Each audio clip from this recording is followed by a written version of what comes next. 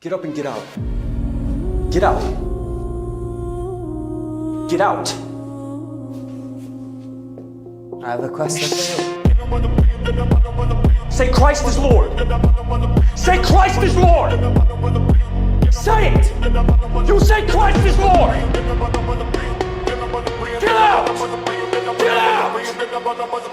Christ is Lord.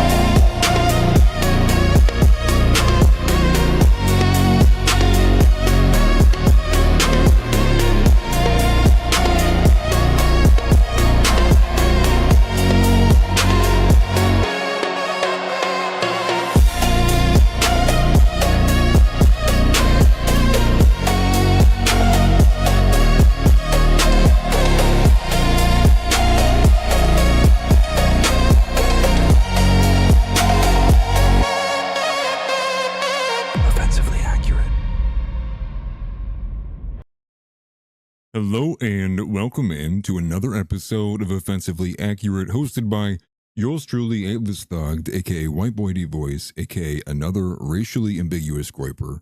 And I'm here to tell you that Jesus loves you and Christ is King, among many other unfortunate things.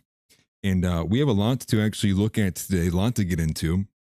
I appreciated all the kind words from everybody in the pre-show there. Thank you very much. It does mean a lot, and I am going to try to do my best to continue. And I feel like I've been on a bit of a hot streak here lately, actually. And so much happening today, so much going on, so much more of the fog of war. And it's just good to be back with you guys. Unfortunately, we didn't have a Groiper report this past weekend. Josh ended up texting me around 2 p.m. or so. And like I had said to you guys on Friday as I was signing off, I was beginning to feel rough. And I did not feel good over the weekend whatsoever. Some kind of stomach bug. I have no idea what it is. It feels like it's recurring at this point, which is kind of concerning. So I'm hoping it's not a bigger medical issue. But as soon as Josh texted me he couldn't make it, I immediately was like, okay. Went on my phone, was like, all right, sorry, it's over. Rolled over in bed. I was like, I'm done. I will return over the weekend. And also work's been killing me too. I appreciate seeing everybody in here.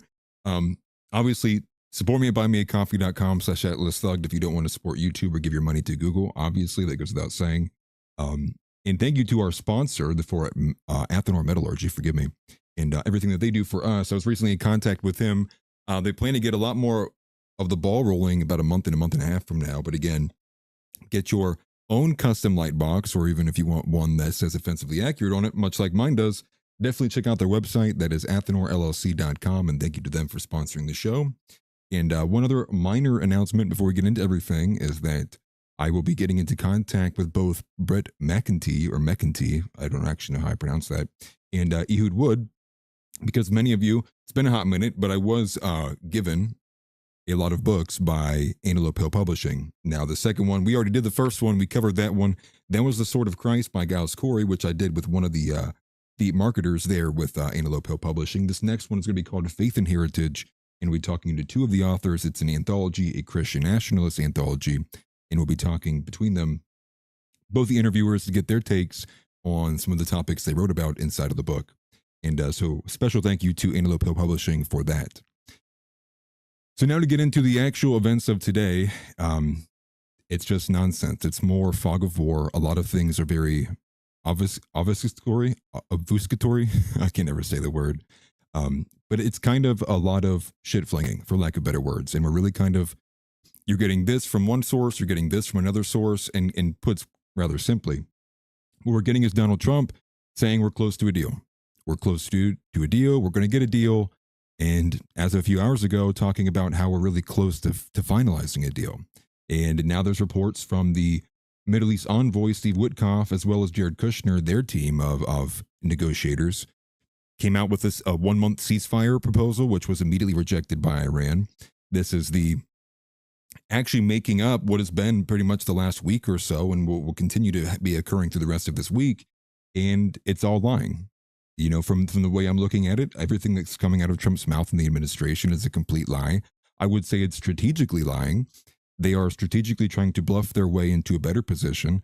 And a lot of that does have to come from the fact that, again, on the ground, they have essentially been doing things ham-fistedly, and now we've arrived to a position where the United States has very little leverage, if any, And all we really have right now, without pushing for the ground invasion, which looks to be what's scaling up right now, going to be taking place on Karg Island, is trying to refrain from going to our escalation ladder, which would be the nuclear bomb. And so a lot of what we're seeing here is inside of this kind of very narrow constraints. And it's kind of curious what's going on. Now, you also have this other faction that ropes in JD Vance. You also have the continuation of what Joe Kent is doing, teamed up with his group there with Tucker Carlson, Vance, and David Sachs. And also you got to throw in Tulsi Gabbard in there as well, too. And we're now getting reports coming out of JD Vance having a role in everything going on. And like many saw in the title and as well as in the thumbnail, the peacemaker, right? The John Cena role from the Suicide Squad is now we're getting all these reports coming out that JD Vance is now being seen as a chief negotiator. And then they rewind a little bit, as was mentioned by Nick Fuentes on America First. It was a report was kind of just dropped off or planted, rather, whatever you want to think about it, that Iran doesn't want to negotiate with Witkoff as well as Jared Kushner, and that they would much rather negotiate with Vance or just someone else entirely. And obviously, if these are the people who are primarily talking for the better part of a year, if not a bit longer, and the result of their negotiations is what we got and what's going on right now, well, then it looks like it's failed, and probably do need to get a new negotiator in there. But to go to kind of the just or some of the themes of today, all signs are pointing to a ground invasion occurring this weekend. And literally just shortly before I went live, we got the report, or I guess rather the story here. I haven't been able to confirm it because it literally was like 15 minutes ago, but I'm going to take it as factual. I saw a bunch of people reacting to this, and that is the fact that the U.S. Army just literally 30 minutes ago raised the enlistment age from 34 years of age to 42 years of age. And they were also adding to that they will remove the requirement or the waiver requirement for people who have a marijuana conviction. So I think it's either that they're waiving the marijuana conviction requirement completely, or they're adding that you can have one conviction, but no more than that, something to that effect. But regardless, we're about to have a 1-month ceasefire with Iran. At the same time, the U.S. Army is raising their enlistment age, and not to mention, you have all the Iranian officials coming out and saying like it's all complete BS too. You have Iranian officials coming out and saying that everything that Trump is doing is lying. It's not fooling anybody. And thus we continue down this path. And very scary for sure. I think most people immediately see that and they think of conscription. I can't blame them for that. And I do think there is, I mean, if we were being very objective about just that story alone, I think you would also have to rope in there too, that just gets kind of commonsensical, which is to say, if we can't pull out in any way that will result in anything other than a major loss for us, it will provide a strategic victory for Iran. And in that strategic victory for Iran, they're essentially going to have sovereignty over the Strait of Hormuz, now being able to dictate prices. They can close it at will. This is kind of, part of the belief and part of what they're even asking for in these concessions.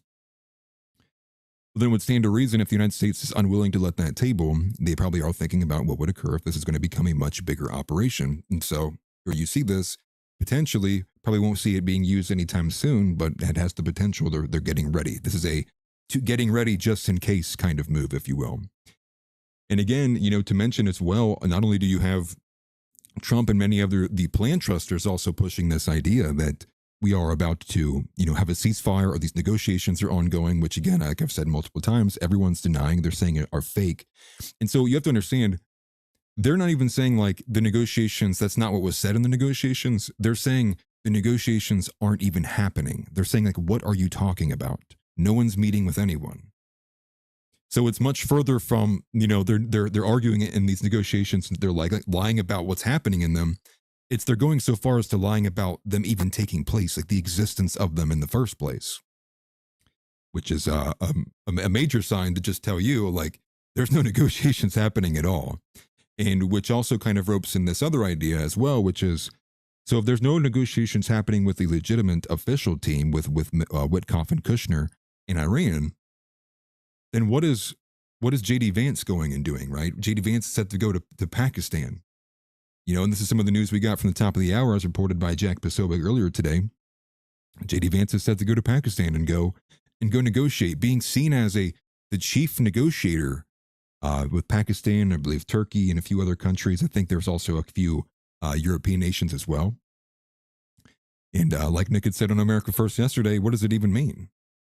All these other countries in the tertiary, in the peripheral, if you will, have seemingly had literally no influence at all.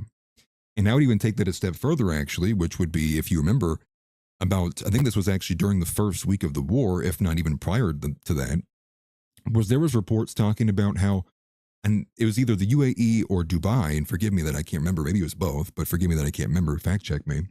But it was one of these nations was actually actively helping the United States keep Iran at the table so the U.S. could continue to buy time to ultimately rug pull Iran. This is for the purpose, as said, spoken out loud publicly by Trump. We were just trying to essentially catch them off guard. We were trying to lull them to sleep. So nothing speaks at all to there being negotiations, period. And if you look at the actual leverage, where the conflict is sitting right now, there's what incentive even does Iran have to even entertain these ceasefires at all? And there is none. And so again, this kind of goes to a bigger point here as well, which is the reporting is just abysmal here in America. And there's another smaller story which was leaked by Ken Klippenstein, whatever you want to say that, which we'll look at in a little bit. But to kind of reset this again, I want to go back to the beginning of the themes here, because there's just so much happening, and it's very hard to keep up with. And that's why I'll always point people to America First, that it, greatest orator of our lifetime. I don't think that's said just because people want to glaze Nick. I mean, I say that as someone who listens to politics and has for the better part of a decade, if not longer, if not my entire life. And there really is nobody who can really lay these things out in that specific way as Nick does. And that's why I always use him as my top reference. But, to the specifics of the ground invasion, obviously all signs are pointing to this. You also have what occurred over the weekend as well, which was this, 48-hour deadline. You better open it up, or we're going to come in and we're going to bomb the life out of you. We're going to continue our strikes. We're going to make you feel it. And then you get the 5-day extension, which is essentially just Trump backing down. And it kind of goes into, again, this wordplay, this strategic bluffing or lying, whichever way you want to see that as. And this is kind of the purpose of it. And so there's also this element of market manipulation occurring as well, which if you track, and it tracks through most of the weekends through the war, which is the majority of the action actually occurs over the weekends when the markets are closed, and then it seemingly cools off through the week, at least on our side of it. At least, Israel's seemingly doing whatever they damn well please at this point, except for the occasional strikes on the oil fields that we have seemingly told them to pause and wait for us to give them the green light. Which again was a bit of a contention of who gave the initial green light. I think it's pretty much confirmed now. Trump did give the initial green light. But again, one of the bigger points here between these countries as well is the fact that there's no negotiation, but also that what they're asking for are very far apart. And I think that's also, again, another thing to pay attention to, which is if the United States doesn't have any leverage and their only option is to escalate in ways that would, for one, and these are really the paths that the United States has to escalate it to make better sense of this, which is one, just nuke them, which was obviously many reasons why they were not pursuing that in the immediate onset, but it's on the table. It is our escalation ladder. And so we actually hold all of the cards, actually. If that enters in on the table, we do hold all of the cards, ultimately in an all-out war style and scenario, which again, there's many reasons in the United States interest why we would not want to let it get that far. The second form, which seems to be what's occurring, and it's occurring in a very political way, is a ground invasion, which is just simply by putting our people on the ground and literally manhandling equipment and assets away to force leverage. And the way that is looking building up, forgive me, is both with a joint expedition seemingly from both Marines and the Army 82nd Airborne, which looks to be a combination of about 7,000 troops. One to be the more mobile amphibious group, which would be the Marines, who are going to, seemingly as it's being reported, I think it was by the New York Times, supposedly the idea would be that they would go in to Karg Island, and the idea for them would be to take it with the engineers they have, begin to repair some of the airfield infrastructure, because even prior to this, we have already struck Karg Island. we have demilitarized Karg Island. So the idea here is that there's not any kind of overt kind of defense presence there. However, the idea still exists. Perhaps there's IEDs. You got to think too, Iran's not looking at this like they're just like, oh, we'll leave Karg Island completely unprotected.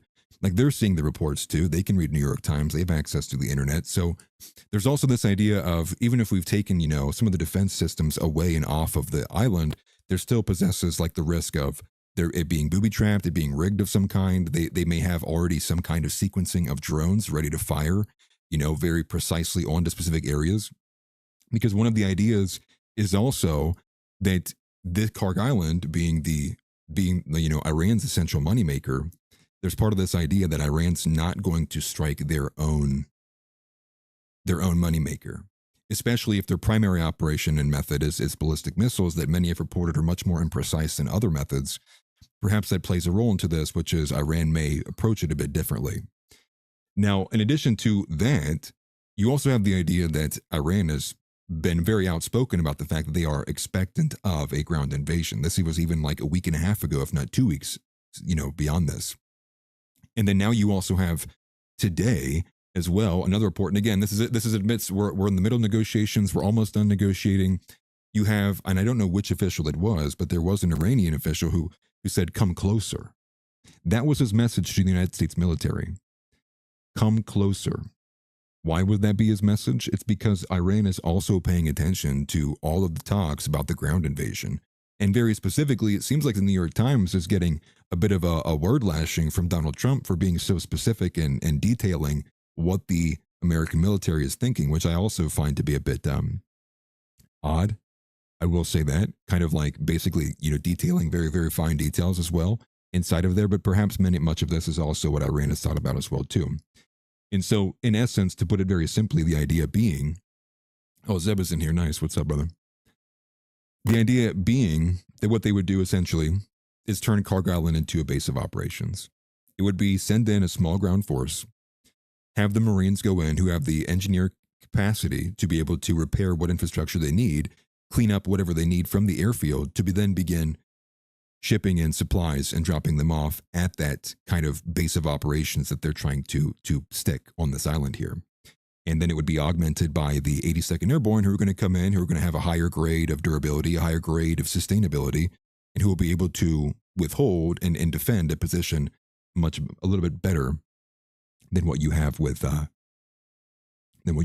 original Marine group. And I can't even say this. He says Karg isn't even in the strait, and that is correct. And so this is the pursuit of what the military is, seemingly the pursuit of the military. And so you go back to the channels of escalation, right? How is the United States going to gain back leverage inside of this? Well, you can't strike infrastructure or energy infrastructure because they've threatened that they'll strike it back. So you can, but when you do strike energy infrastructure, I mean, it sets it back, as we've talked about before, that sets it back years, if not beyond that, right? Nick's talking about decades, and I would imagine that there's got to be truth to that. The same way would be, okay, so we strike the energy infrastructure of Iran, we set this back a period of years. Well, what's Iran going to do? They'll respond in kind, like they have already said. They put out a statement, something to the effect of, when you struck our hospitals, we did not respond in kind. When you struck our schools and our school centers, we did not respond in kind. If you strike our electricity, we will respond in kind. And so that was what they had pushed out as well, too. And so again, this is an escalation where we're not trying to pursue any further. And it's specifically with energy alone, if you're just looking at oil, some of the reports are talking about how the prices, if everything stopped today, the prices wouldn't even normalize until about 4 months from now. And the reason why you would look at that angle as well, too, is because, again, some of these political constraints are many of these political and strategy advisors looking at maybe inside of the cabinets and different offices of these officials are looking at this military expenditure campaign war as, well, this is going to really hurt you in the midterms.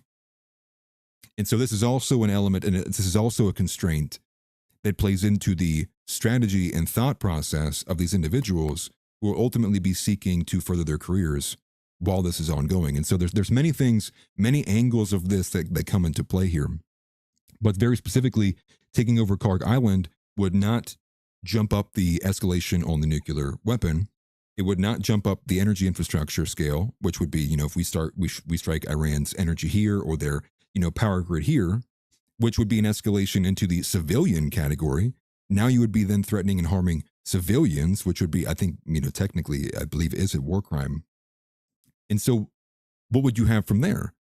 Well, then it's off the table. Then now you've made civilian targets now open to Iran, which I do believe Iran is also positioned that they would strike desalination plants, which I don't have numbers for the overall countries in the Gulf, but if you just look at Saudi, I believe it's something to the effect of like one of their desalination plants is essentially 90% of their water supply. And now you're talking about a humanitarian crisis on an extreme scale, one that you would expect to see like during a period of war as well. So what it seems to be is the ground invasion, a tactical ground invasion at that, a small-scale ground invasion, is seemingly positioning itself to be able to take over Karg Island in a way that will then lend itself to having leverage back over into the United States. So now if the United States can cut off access that Iran has to Karg Island, which Karg Island is, again, one of their top moneymakers, I believe it is their top moneymaker in the oil department. Now you've found a way to wrangle back some leverage. Now you have something you can take to the table and now negotiate with, which would be this Karg Island. Seemingly, as described by Nick Fuentes largely, and I do see a lot of the strategy playing out as it's been continuing on. Now, there's a couple other points I wanted to make. Forgive me while I'm going to reset here. So we kind of went through everything here with the potential ground invasion coming in, just rechecking back up on a couple of my notes. I think I might have forgotten something completely. And again, I would say as well, too, always make sure that you are you're tuning in and paying attention as much as possible to these things. You never know what you might miss, particularly with America First. And so again, what do you have on the domestic side? Well, to go back again, you have all of these. Everyone's talking about how it's very close to being over. All these potentials for everything to be over, and it's simply just not the case. And so we may very well be seeing a new chapter of the war come this weekend. And I think that's when people should expect for the next step to be taken. Will be this weekend. It will be, again, it will follow suit with everything else. It will be done in an attempt to ensure that you maintain some level of normality over the energy market and the energy prices. And also inside of there too, one thing that can't be missed is this, and I saw this report, no, I didn't follow it up at all, but I heard Nick talk about it as well too, that supposedly over the weekend that there's some conspicuous accounts that are making huge amounts of money off of like shorting the market on Saturday, and then coming back in Monday and claiming, because they seemingly have they have an inside hand, they have an inside understanding of who and what and when and how it's going to happen and when to pull it. And so that's kind of how we walked into yesterday morning, with Donald Trump pulling back, extending it by 5 days. And again, part of this is because they literally can. I mean, if we could, but the result would be very, very devastating. And you don't want to set back. A third of the globe, essentially, if not, and obviously it reaches much further beyond that, years back on energy infrastructure, years back on things like oil prices, years back on LNG. And so, and part of that also is what heavily affects Europe, which is why it appears that Europe is also getting behind Vance. They're getting behind these other negotiations happening in Turkey and with Pakistan as well, because they want the war to end too. And so that's why you have the Arab countries coming to Washington and basically saying, like, we cannot bear much more of this. We can't keep going with this war of attrition, this back and forth. We need something to change. And, and that's part of what is also kind of going into this, which is, sure, the United States could have a war of attrition, but at the same level or at the same time, other nations involved inside of the region cannot. And so this is, again, another one of these constraints that you have to pay attention to. And part of the reason why, the United States can't exit now, why they have to find leverage, or at least the under the belief of why, you have a couple elements here. One is if we back away, when this essentially, as I said, through the previous weeks, this becomes a victory. This becomes a public victory that Iran held off the United States and Israel. And what that does is then that essentially provides the IRGC like all of the substantial evidence, all that they need, all the substance they need to say, we are the rightful governors here. We defeated Israel in the United States, and we protected you, and we survived. That gives them, like as what Nick said, the mandate to govern. Iran survived because of us. So listen to us. We will protect you. And what does that do? Well, to Israel, one that kind of hardens off their main objective, which is regime change. Now, ostensibly, it appears that this is also one of our objectives as well, too, but much less so. America's primary objective in dealing with Iran is because, well, we want to make sure that they do not get a nuclear weapon, right? This is part of the honoring the NPT. And so if you pull out now, not only do you have to maybe not even make concessions, but you walk away a loser. You walk away with blood on your face as supposedly this top military, this top military imposing, powerful, dominant nation, which, might not mean much to some, but to others it does. And at the same time, what is Iran going to do? Well, now they own the Strait of Hormuz. Now they possess it. And who's going to stop them? How do you stop them?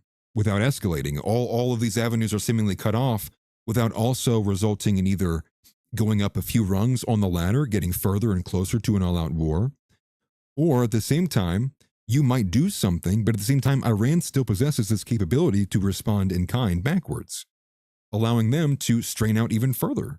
UAE nations, Saudi, Qatar, Kuwait, all of which are significantly invested into us, and we have significant alliances between them, and a lot of money flows between our nations. And so, again, this is seemingly a kind of dance here, because on the domestic side as well, for Donald Trump, you can't push for things that may make sense, militarily, but are ultimately going to burn your political capital. I mean, essentially at the stake.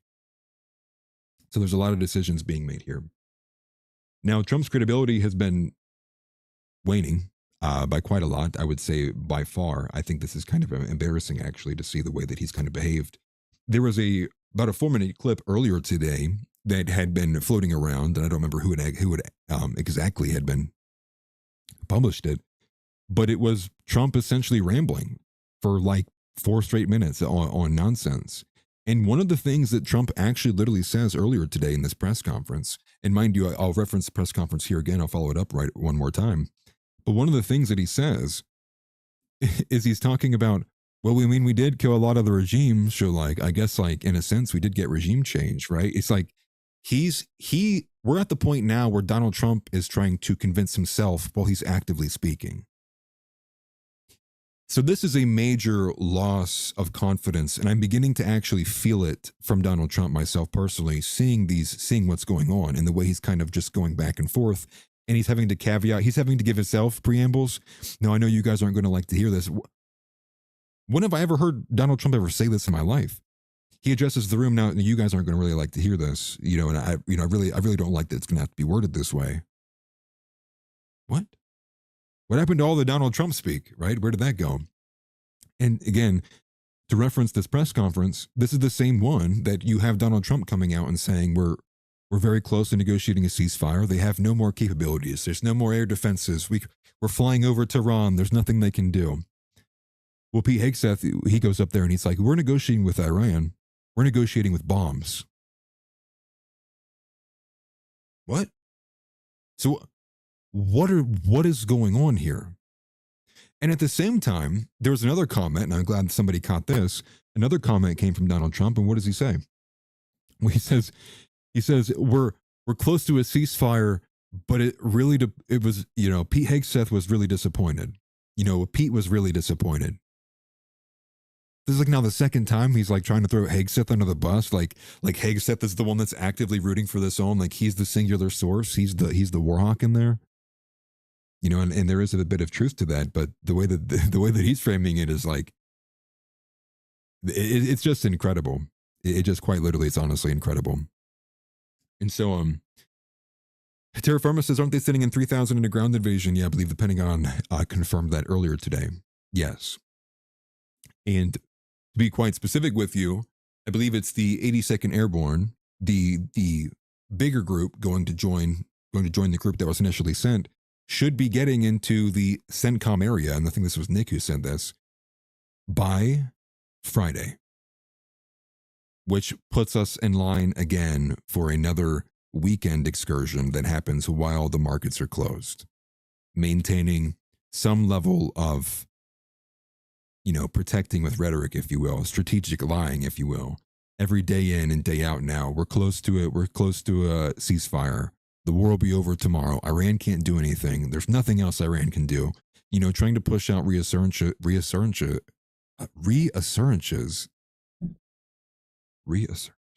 I can't even say the word. I don't even know why I can't say the word right now. Regardless, trying to reassure all of the traders and the markets that don't worry, it's about to be over. It'll all be wrapped up, and then we can start getting back to normal. At least that's kind of the message they're trying to push. And so, there's also this idea of is this reason why we're even prosecuting the war like this? Is it because we're trying to enrich people close to the office? I wouldn't put much thought into that, but clearly somebody is, whether it's a direct advisor or it's somebody who works as a staffer in one of these places. If these accounts are true and these aren't just Photoshop screenshots, then these people are corrupt. I think Nick went so far as to say most corrupt administration of our lifetime. I think Owen Schroyer said something similar to the effect. And I'll be honest, I'm more likely to be inclined, that is the case anyways too. I'm very likely to believe that there's probably somebody who's working, 2 or 3 levels away from Trump, and it's just they're making it. They're raking it in. And so, is it small scale? Is it large scale? Who knows? Regardless, we know it is definitely happening, and it's been happening. The insider trading has been going on for some time. I saw a side-by-side comparison of Nancy Pelosi versus Warren Buffett, right? Warren Buffett is considered the gold standard, right? Considered the greatest trader of the generation or whatnot. And Nancy Pelosi just blows him out of the water. You just watch as Nancy Pelosi's net worth just skyrockets off the page, and Warren Buffett's up, down, up, down, up, down, up, down. Pelosi's just gone, never lost. It's the future cut. It's future he cuts in she's missed, never lost. It's incredible. Now, I would like to begin to entertain and get into a little bit of why JD Vance matters and where he comes in at this, because I think this is actually what matters the most right now, and it's going to go in line with a lot of what actually happened today. And that's kind of where I want to come into, is bringing into today. So this is this idea, and again, like I'd mentioned previously, that you have some of these European nations are in conversations with both Pakistan and Turkey, and they're seemingly having some kind of peripheral negotiations. And what's the craziest thing about this is I literally watched it play out in real time on the timeline earlier today while I was working. And the last I had heard off of the America First show from Nick, and I would imagine he's going to clap it tonight because so much came out about this that's if you listen, listening to Nick is the definition of getting your news, getting tomorrow's news yesterday. And it's a huge beneficial to me to be able to see the news through that paradigm as well. Yeah, make sure you definitely smash a like button if you're here and if you're enjoying the show. Appreciate it greatly. Thank you, Slime. What you also have is who's being positioned as the chief negotiator. JD Vance, all of a sudden, he's been nowhere to be found through the whole war for the most part, besides coming out and giving a limp-wristed take on Joe Kent and saying, well, I guess if you can't do your job, got to find someone for the job. Everyone else, from Hammer to Ben Shapiro, Kent is dripping with anti-Semitism. JD Vance is he just couldn't do a job. So, JD Vance gives a very, very weak response to Kent, whereas many others have had much, much more harsher responses. You also had Donald Trump even went at Kent's wife. He married really quickly. He used the same line on Thomas Massey as well, too. With Massey, actually, there's probably a bit more credibility to that. I think with Kent, he waited something like 4 years or so. He says, hey, nice shirt. I appreciate that. Thank you greatly. Yeah, it's one of my favorite flannels. That's not too tight. Forgive me. They got me off track. But Joe Kent obviously coming out with this major letter, weeks into the war and saying, I can no longer support this. Everybody who's anti-Israel, cheers. Everyone's eating it all up. Oh, is he the based one, right? Is Joe Kent the chosen one? Like, he's come out, and he had a massively viral post. And this isn't to say, what he did was bad by any means. It was a positive. It was a positive development. You had an American official tell the world that Israel's dragging America into wars that we have no business being a part of. That's good. That's positive. However, the reason being, the question is why? Why now? I think that's the first question most people asked. Why now? You had access to all the information. You were separated into, separate situation rooms, supposedly with JD Vance, Scott Bessent, and Tulsi Gabbard, while everyone else, Witkoff on down, is all the real negotiations, as they would have you believe it. Now, the way that was reported seems to be that both camps were lying. I'll be honest with you. The way that Kent framed it made it seem like they were being pushed out of a circle. The way that the MAGA administration framed it was that they were concerned about some of these people, so like they had a tighter circle. Joe Kent wasn't even at those briefings. And then you read like a government document, and it's like, well, this is actually status quo. We keep the president and the vice president separate during situation stuff. So both people are lying. And then you're like, oh, everyone's lying to me. Oh, that's crazy.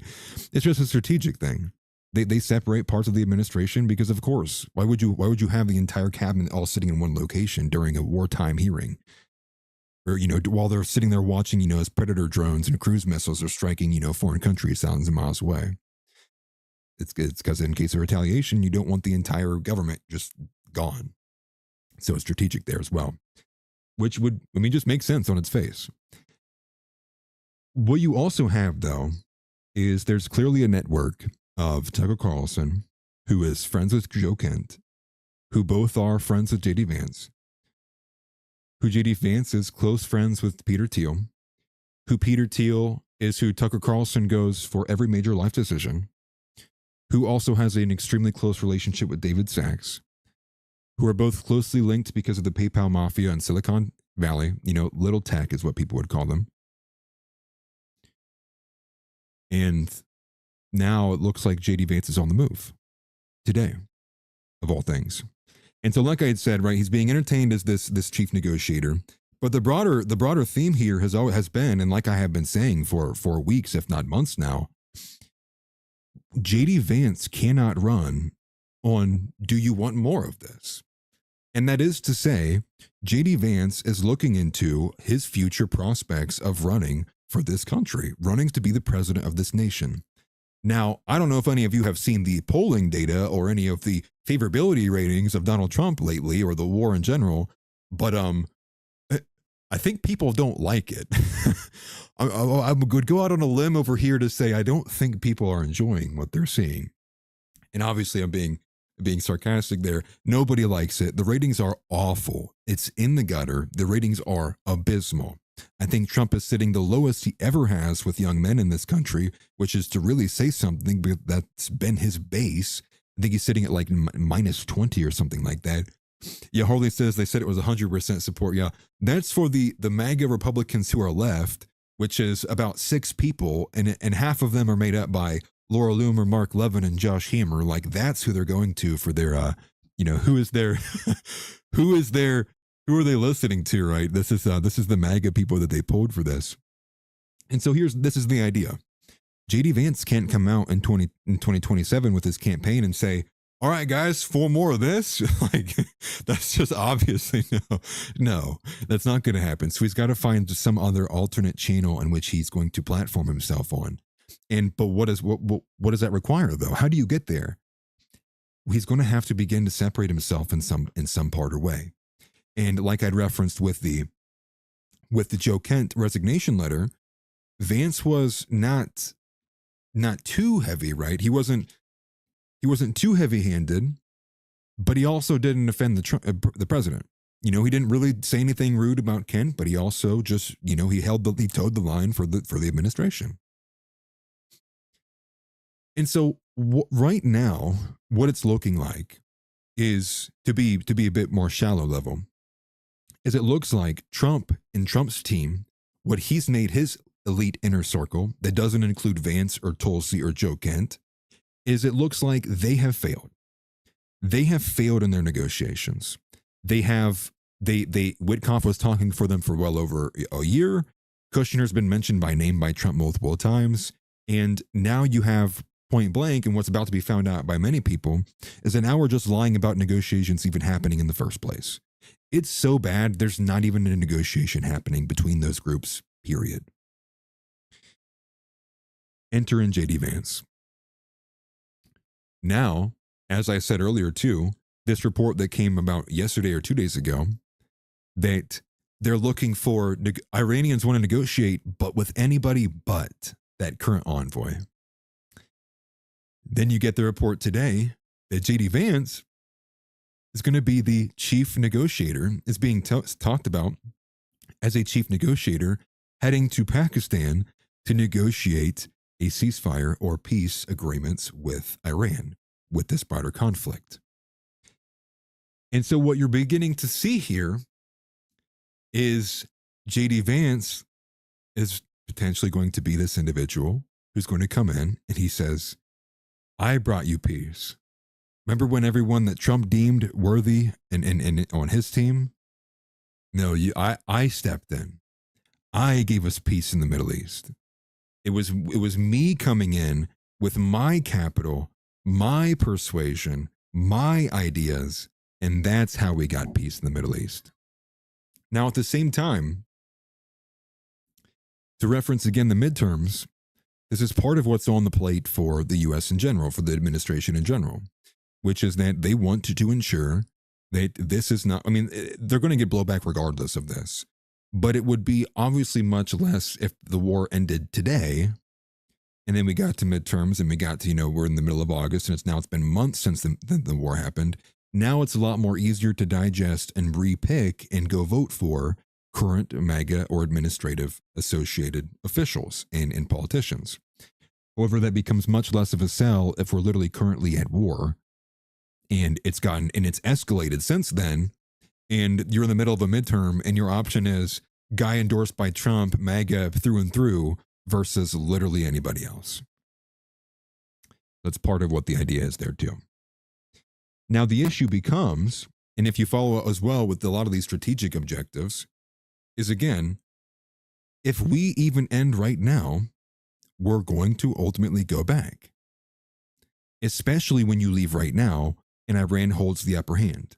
And even if you walk away with there being some even smaller minor level of strategic advantage we got with we got with Karg Island, and so they don't have sovereignty over the Strait of Hormuz, but they're still continuing their ballistic missiles program. They're going to keep working on enriching uranium, and now the RGC is even more hardline than they were previously, and so the United States will still leave with less than what they went in with,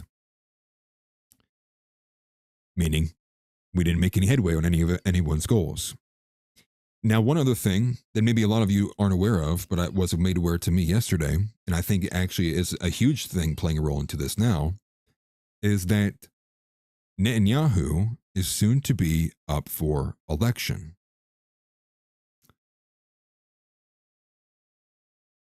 If you are able in some form, shape, or way, that Netanyahu is not in office because he lost an election, that would buy you, at least, in theory, would buy you some time before Israel rallied again behind some other leader, some other minister, to then re-kick up the aggression against Iran.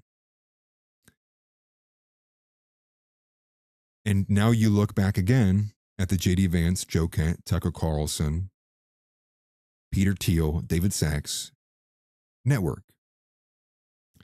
So Joe Kent comes out with this letter condemning Israel.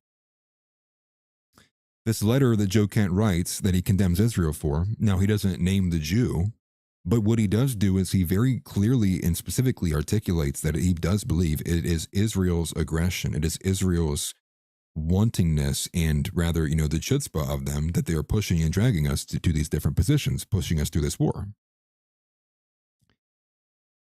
Well, what news did we get earlier today? You ready for this? I'm Haven't said a word about it, but I'm sure you guys saw it. Today, Joe Kent says he's willing to testify in the Tyler Robinson case and just testify that the FBI did not pursue all of the leads, that they did not carry out a proper investigation. Now, who does this help? Well, it would obviously directly benefit the defense if he were to testify at all in any sense with this. But where does it put the ire back on? Where does it take the eyeballs to again? Well, now the eyeballs go back to Israel. And now people who might even be on the fence, who are going to be really angry that Tyler Robinson has this potential to not, now be found not guilty, which is something I thought would be on the table a long time ago. I'm still holding to that. It's looking clearer and clearer by the day. They're going to have people going back and saying, this case was lost because Netanyahu tweeted the second after Charlie Kirk died that we didn't do it. Why did Netanyahu do that? So now, in a very subtle way, Joe Kent's involvement here is placing pressure back on Israel, and more specifically, Netanyahu. And if the goal here is that Joe Kent, his true goal is that he wants to be in a big role, because he was in a small role with this administration, but through his partnership and friendship with Vance and Tucker and the rest, will net him a big position in a JD Vance administration. Well, now you can see him playing his hand here to push for the pressure to go back into the ballroom and the ball court of Israel. And well, why does that help? Well, it helps because if JD Vance is wanting to run in 2028, it would help if Netanyahu wasn't in power, because if you get rid of the primary leader of the aggression towards Iran and you can cool that off and buy you enough time to run your campaign through 27 to get to 28, you might very well still be able to run. And that's exactly what we got earlier today. So there's a plethora of all these updates that speak to all of this. And let me close a few of these tabs here. It's kind of taking up a lot of my space here. But here's the second report that came out. And I saw this from AF Post. And again, I'm kind of ripping through these pretty on surface level, but I want to make sure we're getting all of these here. I know it's a lot, actually. But here's the next thing. Here's the other report I saw today. A report that came out, and I saw this from AF Post, which I'm finding to be more and more of an enemy than anything. But the report is that JD Vance's office is now firmly denying that he confronted Netanyahu. What? He denied confronting Netanyahu. Well, for one, I sit on and read news literally nonstop all day, every day. Where was the original report that he confronted Netanyahu? Even if that was a fake story, that would have been halfway around the world. I would have seen Laura Loomer quote tweet it 3 times. But I don't see that report at all. What I see though is the follow-up report that says that Vance's office is firmly denying that he did confront Netanyahu. Interesting. So now is this seemingly a planted story? This is a story that was planted to begin positing in the minds of people that not only was, JD Vance was against the war from the beginning, lie. But now, not only was JD Vance, he was the voice of reason, the admin. He's now he's going to be the peacemaker. He's trying to go negotiate peace, in Pakistan. I'll do it. The rest of you guys can't do it. I'll do it. I'll be your peace president. And now, supposedly, there was a phone call that happened that JD Vance confronted Netanyahu over Israeli settler violence in the West Bank. Where'd that come from? Interesting. So all of this to me is, to use the word of Nick, I think he called Vance SCP-482 or something like that, which is to say, here's another theme here. which I'll make this clear too. There is clearly some difference or some, and we know there's factions in the government, there's factions in the political sphere, but it is clear, and I think that should be known now. It's very clear that whatever network that Thiel and Vance and Tucker and Kent and Sachs are a part of is separate from the typical and older, more ancient organized Jewry.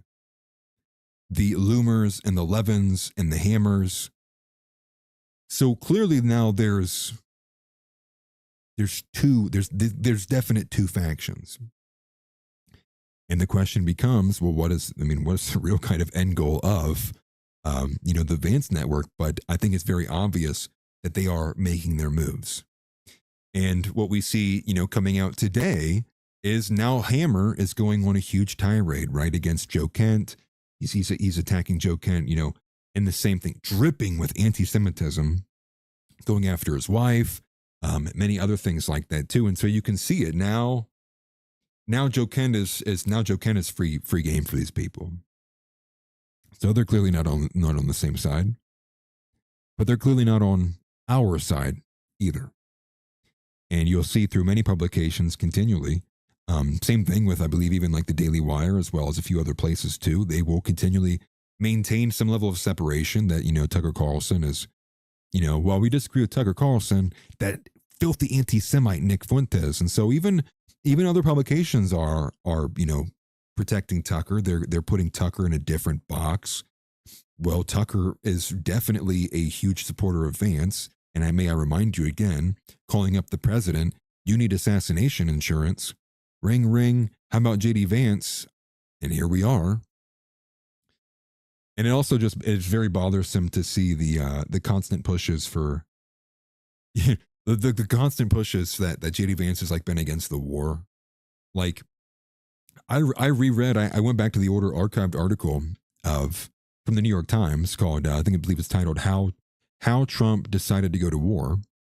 And what you find in there about in the halfway point is that it says at the beginning of the article, actually, it kind of says in passing, but then when it focuses in on JD Vance's involvement, it makes it very clear that Trump was definitely leaning towards a smaller surgical strike, a smaller operation, but it was Vance's argument that won out. And Vance's argument, that means he's pushing for it. That means he was clearly arguing for it against other people in the room for a more broader, more fuller scale operation.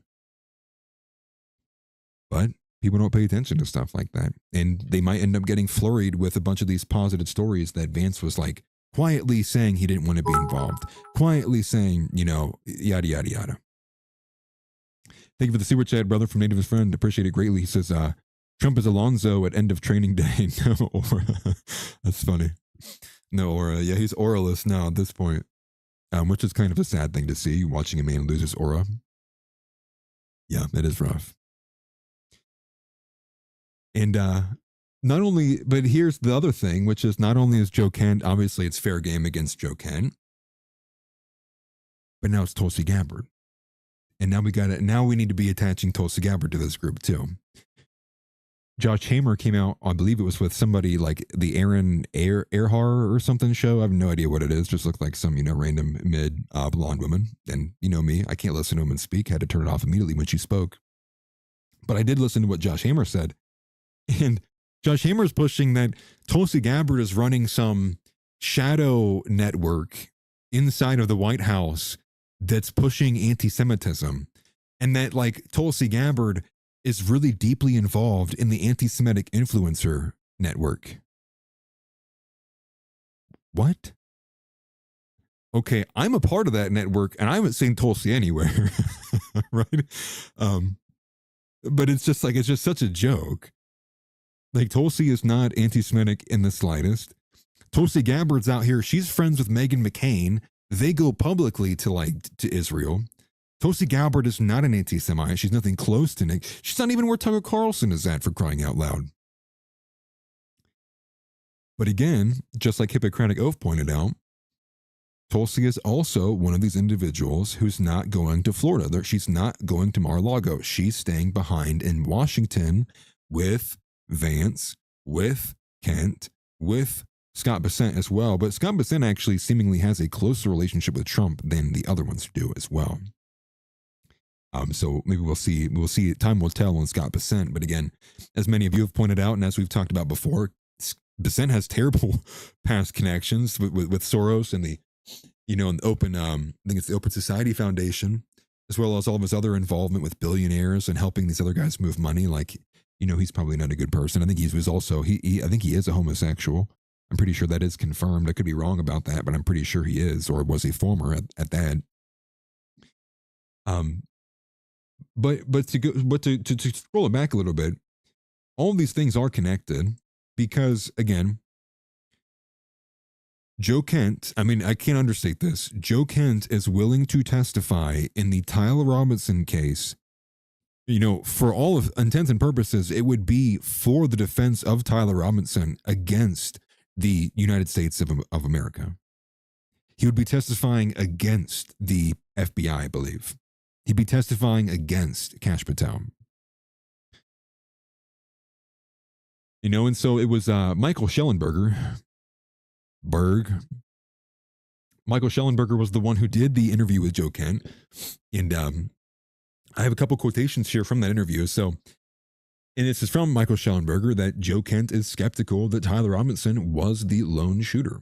And that Schellenberger had an interview with Kent where Kent said, quote, he'd always found the lone shooter narrative to be challenging.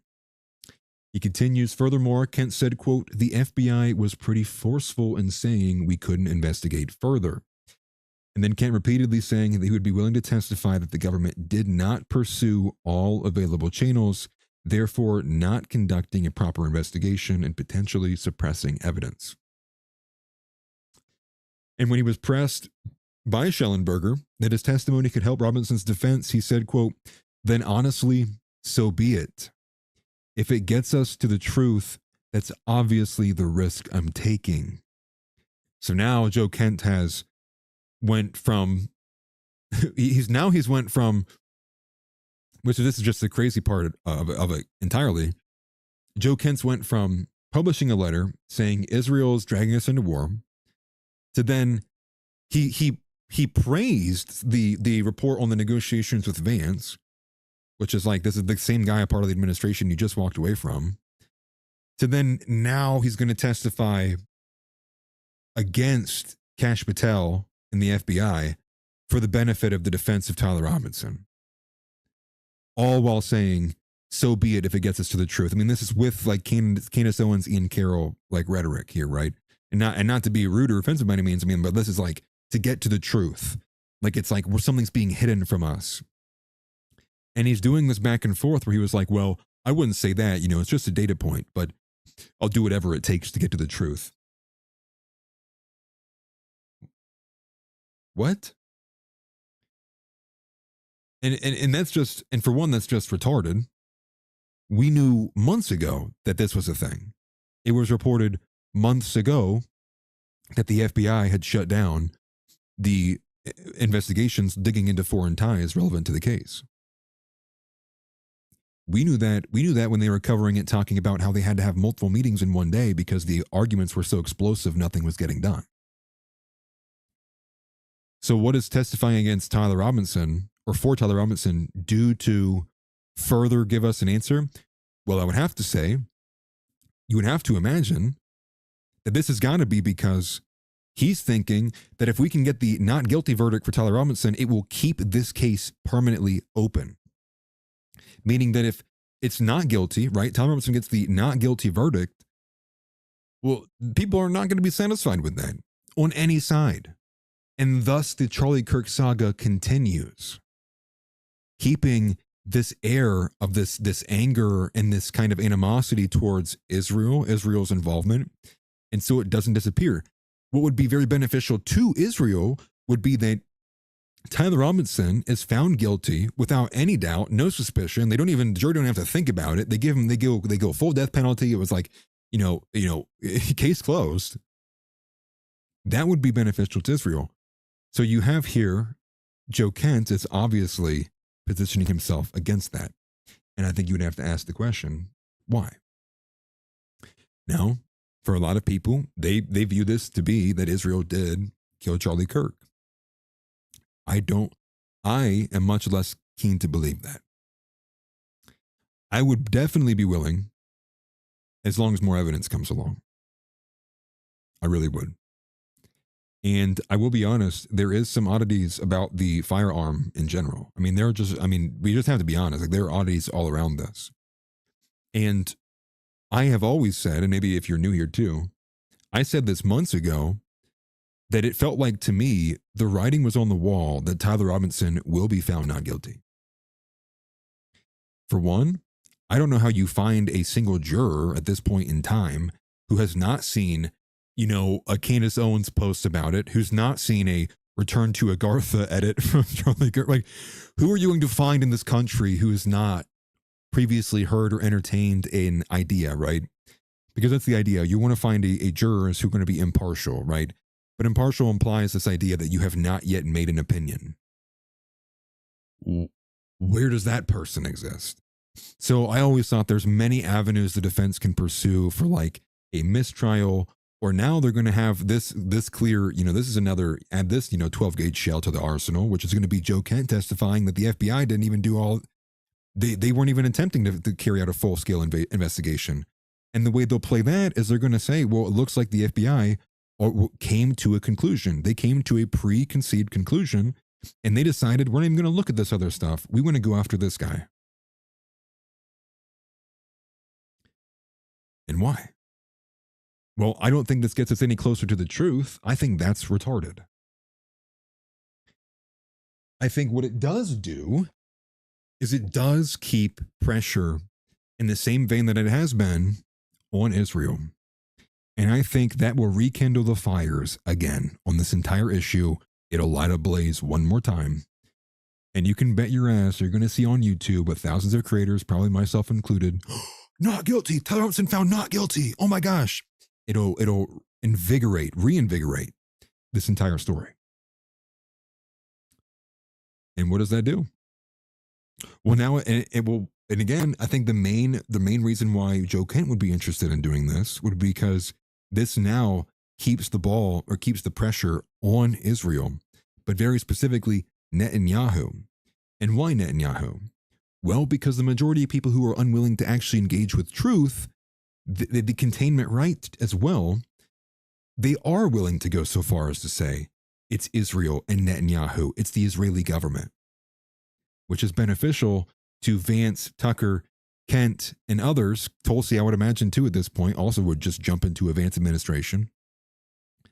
Because if you can get Netanyahu out of power, or he can lose his election, that again, in theory, sets back the timeline for Israel to re-pursue going back to war with Iran. If we get any semblance of a ceasefire, any semblance of a negotiation. And so what you'll have, again, if we're on the other side of this hypothetical, what you'll have had is that Trump and the people he assigned to negotiate failed. JD Vance steps in and maybe by whatever chance, who knows, perhaps they can negotiate some kind of peace deal. Or perhaps it's at least going to be posited in the story that it was JD Vance who came out of it being the chief negotiator for Iran.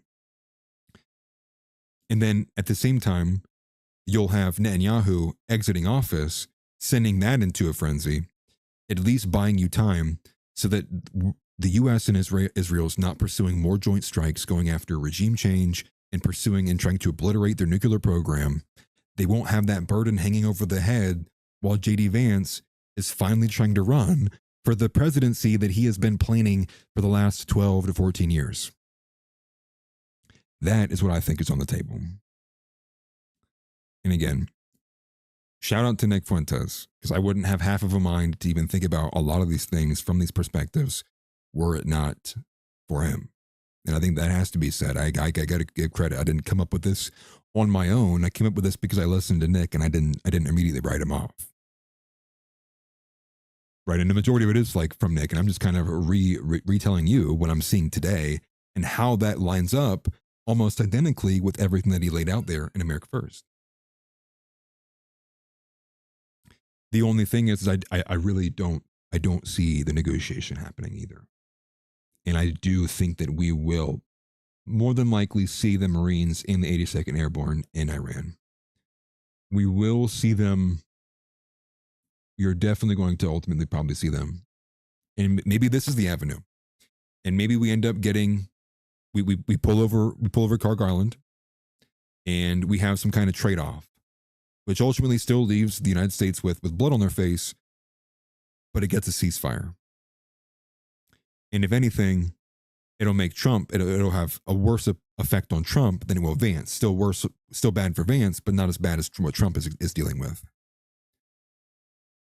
And then hopefully, through the positive stories from these moments here, through what's being, positioned and postulated of how JD Vance is moving and Kent and everyone else, they will try to hang on to that and then use that as their kind of, launching stone, if you will.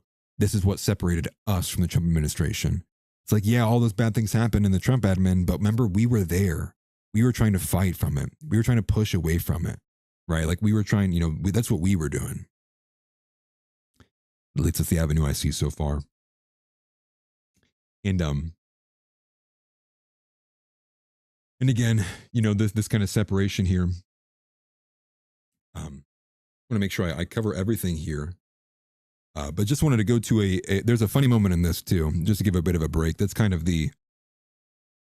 where I'm at on the current Iran war, to give you guys an update on that. The guy kind of ranted for a long time. I literally didn't read almost any chat that whole period, and I apologize, but I was riffing there for a second. And oh, there was one other thing I forgot to mention so far yet. Which is this other element that still talks about Tyler Robinson. But before I bring that up, I will address this. Nativist friend says, but what happens in event of a failed invasion? And I think that's the risk. I think that's what we don't know. And what I will say is that is one of these possibilities is that, right? Which is, we think that we have taken out the air defense systems and some of the, the military equipment that was on Carg Island. But what if it wasn't all of it? And again, like I said earlier, what if there are IEDs? What if there are other kind of booby traps? What if they well in advance had planned this, and they know that the United States would attempt to take Carg Island? And what if their engineers have pre-designed coordinate launch locations from specific drones to specifically strike the areas they knew the United States would try to set shop in?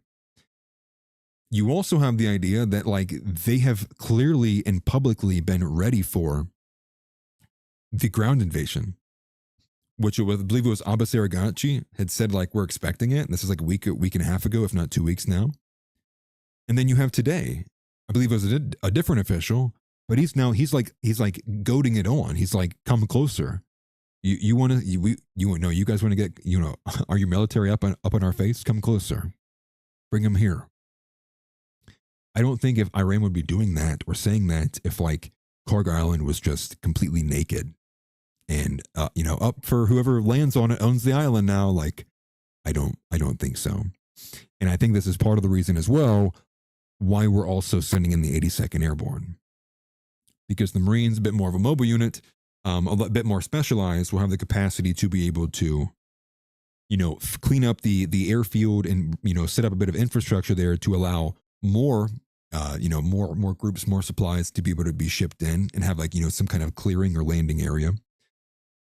But I think the 82nd Airborne is going in for that contingency. I think the 82nd Airborne is the augment. They are the reinforcement. They are the contingency in case you do get that. And I don't know what that looks like, to be honest with you. I really don't even want to have to think about it, to be quite real with you. Because if we're looking at it from the aspect of we might be shut out, if Carg Island goes bad, we may potentially be shut out of any ability to actually, wrestle leverage back into the United States' favor without going up our escalation ladder, which is an all-out war scenario, which would either begin to entertain a massive ground invasion, which again, top of the hour news, the enlistment age just went up 8 years. Now you can smoke weed too and join the army. I think they are making their consolidations. I think that as much as there's a plan A, I think there also exists plan Bs and plan Cs. And I think that you see some news, everyone wants to associate with plan A. I think some of this is like they are contingencies. And I think if anything, it does point to a sign that they know that that's also a chance too, that is also a possibility that this gets out of hand. And if you lose the only thing that you have, to be able to bring Iran back to the table in some way without suffering major losses, then I don't know what we do from there. And I'm going to be honest, Nick keeps saying it too, and I have to agree. I do think a tactical nuke is still on the table. The way the administration has behaved so far, I highly doubt that they would avoid doing that. And Iran total headcount is around about 1 million. Yeah, and it's separated by a few different groups. They have a standing army. They have like a militia program. They also have obviously proxies as well. Iraq earlier today, which I just caught this before I went live as well. The Iraq paramilitary force has also now given them the green light, which I believe is now another like 200,000 troops.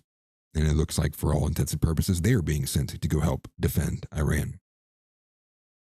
At least getting activated with the prospect of potentially needing to defend Iran from the United States. Not looking good. I mean, if you're asking me, like not looking good. Oh boy.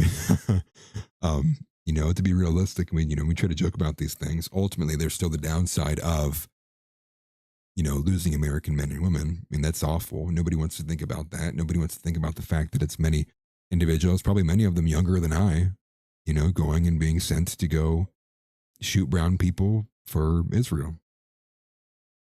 It's actually a awful prospect when you think about it.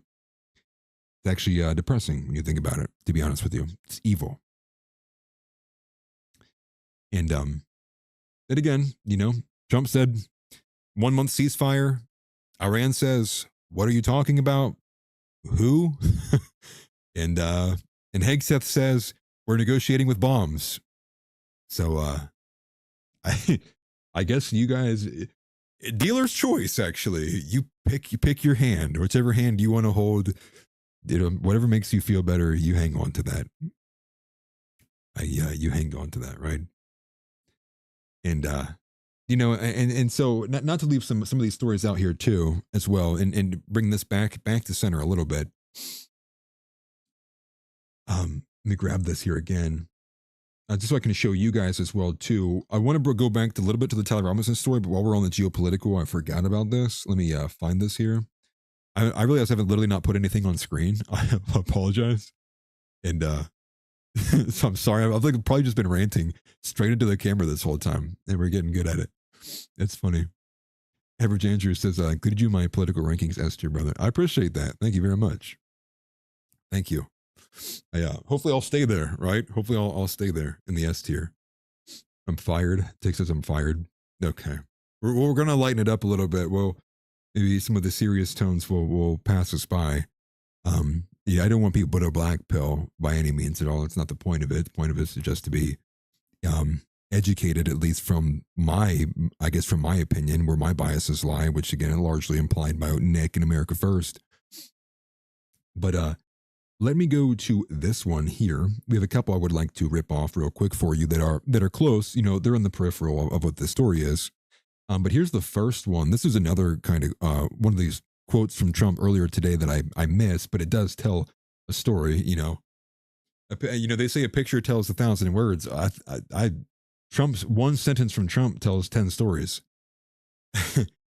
And so we have this from Donald Trump, and he says, quote from Define L's, they've, referencing Iran, they've agreed they will never have a nuclear weapon. They've agreed to that, which is funny because Iran's always agreed to that. Iran has always had a religious fatwa that was not in the pursuance of a nuclear weapon. And who upheld that? Who upheld the fatwa? Who kept Iran from pursuing nuclear weapons? The Ayatollah, the person we just killed. Right? And, and so now Trump is now apparently the new negotiations we're getting is now we're agreeing to things that existed before the war even started, which is just like, oh my gosh, it's just, again, in the words of Nick, it's just, this is unserious. We are not a serious people. And this is crazy to think about. We are talking about actively throwing the entire global economy, for one. Well, who cares about the global economy? But for our national economy, which hinges a lot on the global economy. But even at that, our children, our future, our political polling, like all of it, we're willing to throw all of that away for what? Very unserious people. And again, you wouldn't expect anything less from boomers, right? Boomers have made, right? The generational trope from boomers is that they would do anything in their power to see their children suffer. This is the trope of the boomer. Many of you have experienced it. I've had personal conversations, and some of you guys dealing it with your own parents, of the way that they've treated you. Parents cheering it on the death of their children just so one more Somalian can have one more free sandwich or an EBT stamp or something to that effect. But here's another one. Maybe this one's a bit more relevant here. And I think this one kind of is going to rope in what actually would be a bit more of the World War III element. And that is the fact that it is a breaking report. I have not corroborated this. This was a breaking top of the hour report. So it happened just shortly, like literally less than an hour ago or so. Let me put it on screen for you. From Raws Alerts, breaking that China is actively mapping the ocean floor as part of broader preparations for potential submarine warfare with the United States. And like I had been saying for a hot minute, and I think anyone could really tell you this, is that the longer that the war wages on with Iran, the weaker the United States becomes, the weaker that our allies become, the weaker that more constrained everything becomes. Well, it's going to open up a pathway for China to not even really need to do anything to Taiwan. The longer they wait it out and the weaker that it becomes for Taiwan, they can just walk in and say it's ours now. And you might be saying, well, why is that? And thank you. Say thank you to Woe for the great post here. I'll put this one up on screen. He says, oops. But like he had predicted too, around 6 weeks from now, there will be nearly a perfect moment for China's inevitable invasion of Taiwan. What do you have from this? From 447 from, I believe, today? Yeah, today's March 24th. From the Fate 6 network, Taiwan, whose electrical grid relies on LNG, so liquid natural gas, which is the same stuff that Europe is also, freaking out about, because a lot of Europe switched over to LNG in recent years. But Taiwan's electrical grid relies on LNG for 40% of power generation, has an LNG emergency stockpile that will last around 11 days. That is it. Taiwan may be forced to ration power or reduce electricity to its industrial sector, per Politico. So, I didn't do too much digging on the China element, but I did see it, and I saw multiple reports in that realm, and so that is something to keep your eyes on as well too, because again, this is now going to rope in another constraint. And oh wow, massive super chat, thank you, brother. From Caleb Camarillo, he says, for those who might only be listening, there is a coffin into which Caleb is asking for the boomers to please get into it. Which is that's funny. And thank you for the super chat, brother. I appreciate it greatly. Thank you. That's funny. And again, and part of this is why I was mentioning as well, right? These constraints that are also affecting what's happening in the regions. Now, very specifically, when we were talking about the force majeure, or however you say it, I don't care. Correct me if you want to, was the force majeure that Iraq placed on its oil, on its own foreign productions, or its foreign exported, its foreign owned and operated productions of oil. And why was this? Well, they are limiting because there's nothing they can do. No, they can produce the oil, but it's meaningless if they can't export any of it. And where does Iraq's oil go to? Well, Iraq is primarily gives its oil to both China and India. Now, India, it does matter. I mean, India is a large country, right? And so India gets around 17 to 20% of its oil from Iraq. Force majeure. Cool. I'll use that one. Thank you. But what about China? Well, about 10% of the oil that China imports, they get from Iraq. So they took a hit. And as they've been taking hits through this, right? Not too heavily, but here and there, And I think the Iraq hit was probably the biggest hit so far that China's taken in this, regionally, losing access to that oil. Now, China has many different avenues they can go as well too. Forgive me. And they also pull from Iran. But at the same time, I think we also have to entertain what also may occur here if we do and we are successful with taking Karg Island, because now this puts a constraint on Iran and China relations as well too, which now we are entering ourselves in again as this hand that is in some level, in some slight sense, at least putting their fingers on the scale, if you will, to China's operation, to China's regional, posterity, if you will. So I think these things are things that we should be paying attention to in the broader sense as well. But again, what can't be missed, to go back to this again, JD Vance being hoisted as a chief negotiator by who? By Real America's Voice. And kid you not, I saw this clip, and no, it wasn't this one. Forgive me. It's another one that I wanted to play. This is what you have here. JD Vance may head to Pakistan for Iran talks. So it's not even that it's been confirmed.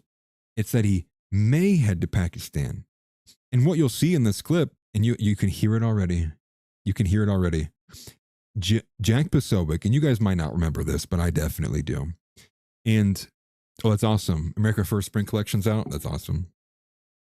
One day Atlas may have merchandise here. But you guys may remember this. One of the most broadly used examples of Trump's negotiation skills, or the madman that is Trump, or the peace president that is Donald Trump, is when he walked into the demilitarized zone, in North Korea for, peace talks. And this was, Tim Pool famously said that it made him cry, right? Watching Donald Trump, walk across this line and, this crazy, putting himself in jeopardy. Yeah, Agent Pozo. Yeah, this is who this is. And no joke, we're not even talking about talks that have happened yet, but Posobiec is putting that rhetoric, that spin, that rhetoric on this talk. So I want you guys to take a listen to this. I'll get to the other piece directly after this, but you have to listen to the way that Posobiec is fluffing. I mean, he's glazing Vance here. That is without a doubt. But it is specifically in the same way that they glazed Trump for willing to take these heroic, dignified risks for his country, for peace. Forgive me, that was probably rough, but for peace. And so take a listen to this. I put it on screen for you. Blew me away, but I am not surprised in the slightest. Here we are.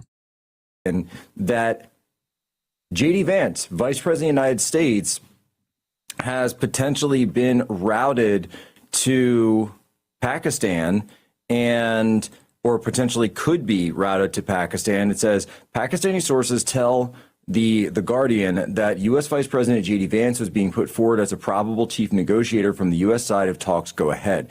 Iranian sources have said they refused to sit down with Trump's Middle East envoy Witkoff or Trump's son-in-law Jared Kushner, who led the previous nuclear negotiations with Iran before the war. So I'm parsing this to see whether or not JD has actually been sent to Pakistan, and need to figure out exactly where we're looking at with this. But potentially seeing JD Vance, we could see the vice president actually head over to Pakistan, which of course, if this is my favorite part. He's like, guys, somebody get me a map. Somebody get me a map so we can just see how close to the battlefield JD Vance is going to be.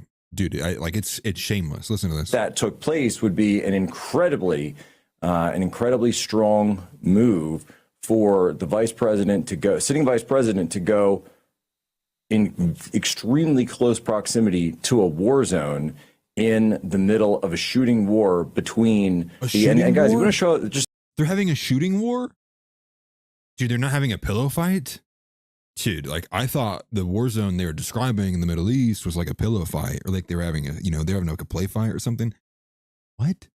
A shooting war? Bro's trying to find buzzwords and it just is not working. To throw up the map of the Gulf here real quickly to let you see that Pakistan sits immediately outside the Strait of Hormuz. You're talking about territory that is very, very, all right, we can't see Pakistan on this map, but this is So they get the close, and they're like, look how close Pakistan is to Iran and everything going on. Wait a minute, Pakistan's not even here.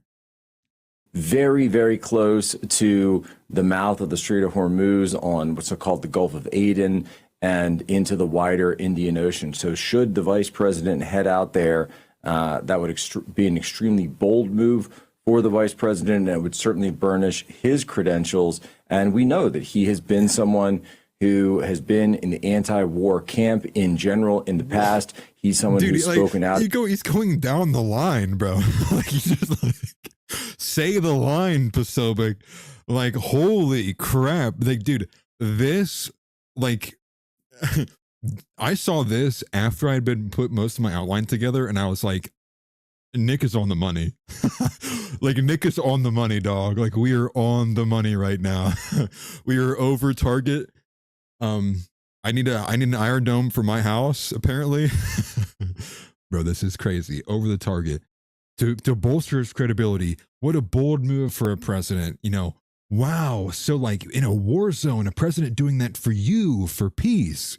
You know, he's been against the war, you know, very, you know, like, come on, bro. Against regime change wars, although at the same time, he himself, of course, being a veteran and being a Marine. Remember, once a Marine, always a Marine. No such thing as a former Marine. This would be an extremely high-profile assignment for the vice president, and we will see, of course, if this does come to fruition. We would certainly pray for peace. We also pray for the safety of the vice president and the team as they go over. Reading through the article some more, it says that it sounds like this is coming from the Pakistan side, so not. Yeah, that's maybe the more accurate way, right? Vance was silently protesting the war. He's protesting it, dude, but he hasn't told anyone. We all know. I'm tapped into the Jewish hive mind. I'm getting word right now. Hold on. Oh, hold on. It's got to go through Peter Thiel first. Okay, Peter Thiel responded for JD Vance, and he said, yeah, Vance has been silently protesting the war. I mean, like, come on. The moment that this dude is picked at the RNC, he walks over to Sean Hannity. I think it was Sean Hannity. He sits down and he was like, they're like, well, hey, man, like, what do you think about the economy? And Vance he's like, we got to bomb Iran. What? No, I'm being hyperbolic, but it was just like, how is this in the first like 20 minutes of you speaking after you get selected as VP? You're talking about bombing another country under the administration that's, you know, harboring the no new wars president. And then again, to go back to the New York Times article I've referenced, how Trump went to war. JD Vance. But here's Posobiec protesting the war, dude. He's literally MIA online, right? Can you imagine that? The most online president ever, the most online VP ever.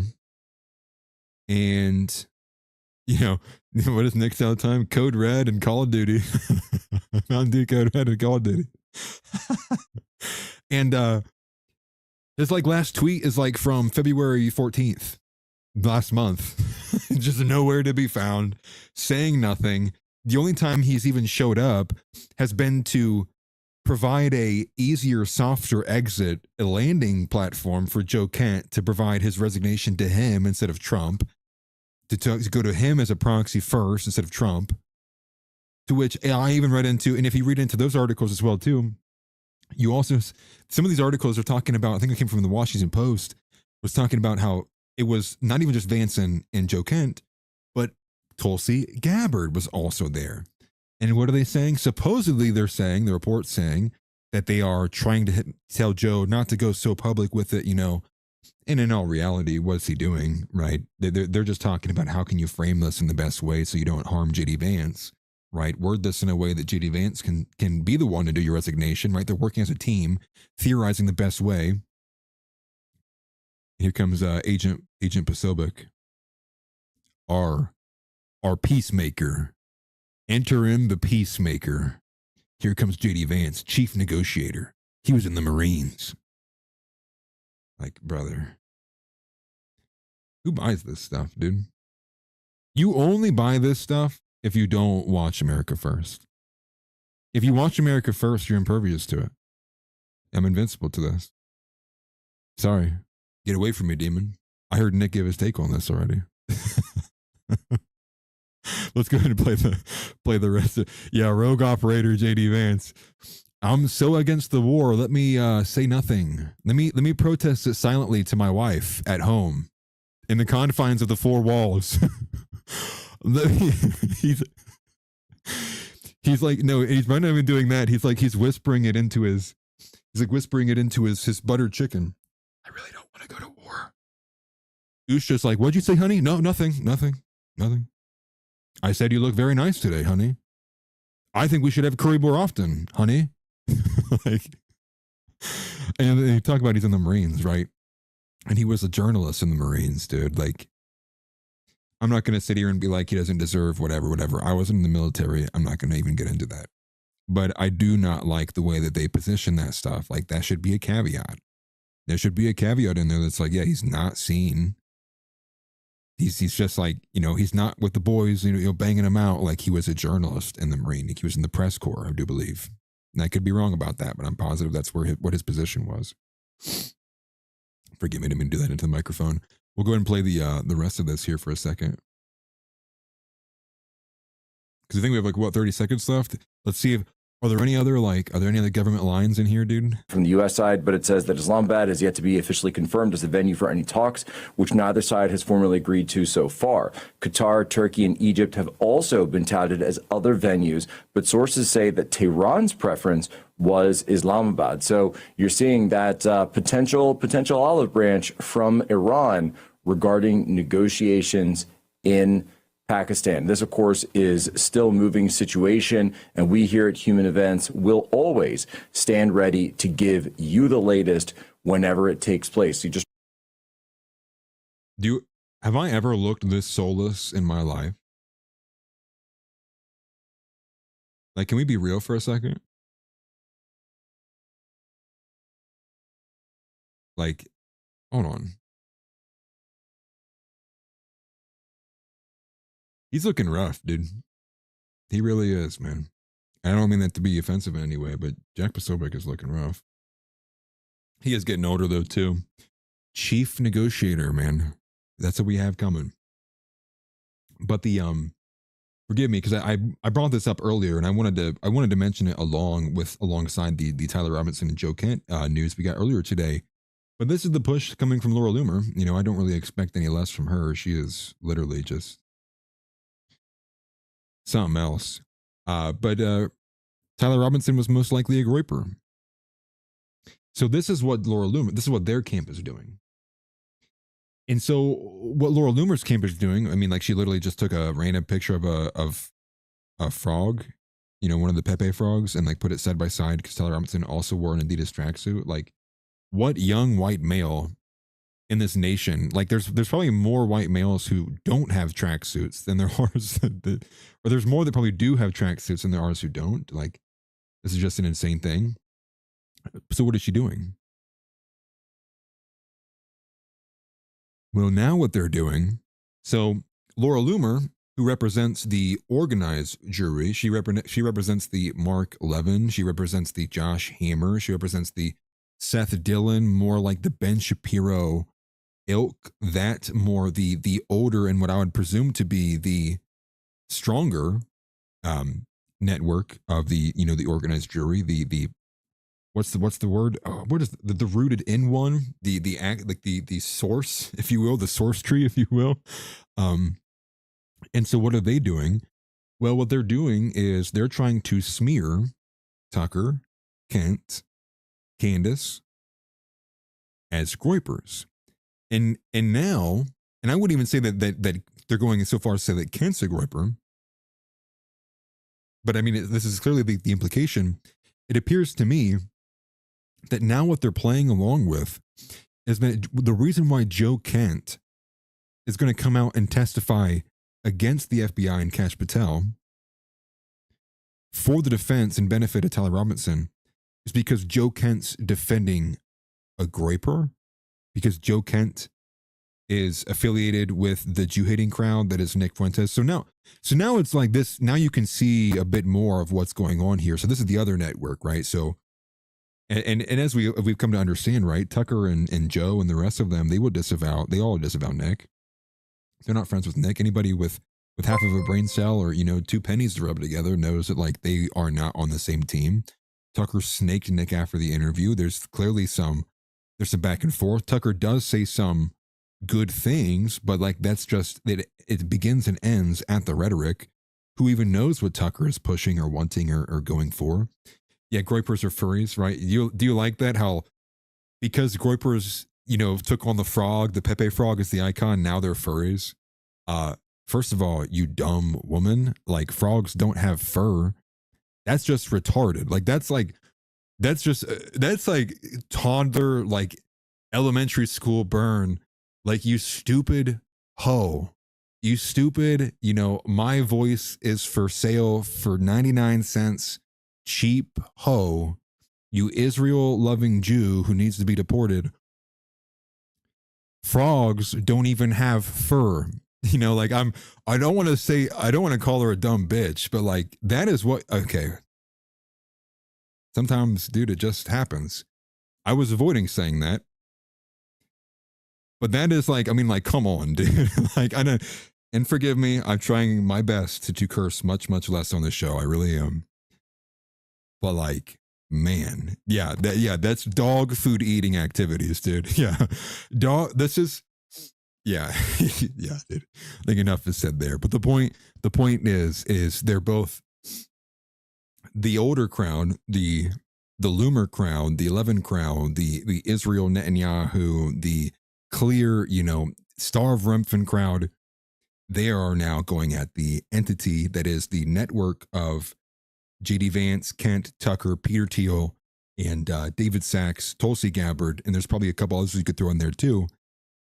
They're using Nick as the smear tool, right? Now the other side's not going to use them against them. There's no argument there. Look, Laura Loomer is clearly not a fan of Nick. I mean, they had a previous relationship, but it's not going. It's been dead for some time. And this appears to going back to like in the very beginning of this, that there was an initial push to say that Tyler Robinson was a Groyper.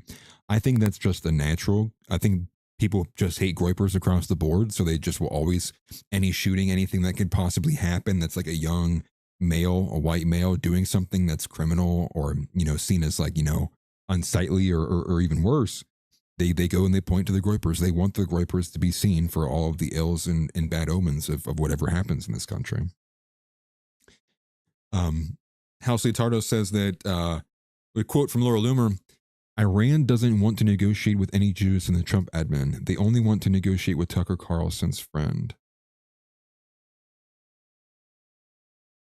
That's crazy.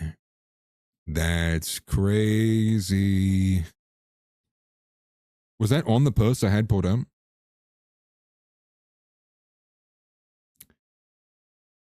So maybe there is truth to it. So maybe you add some truth to this, which is perhaps there is an element there where Iran does want to reach out to JD Vance. They're done. They're done. And that is kind of funny. Iran's done, dude. No more Jews, bro.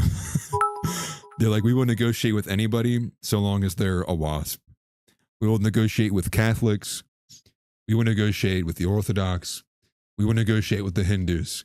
We are no longer negotiating with Jews. That's a crazy take from Iran, by the way. That's funny.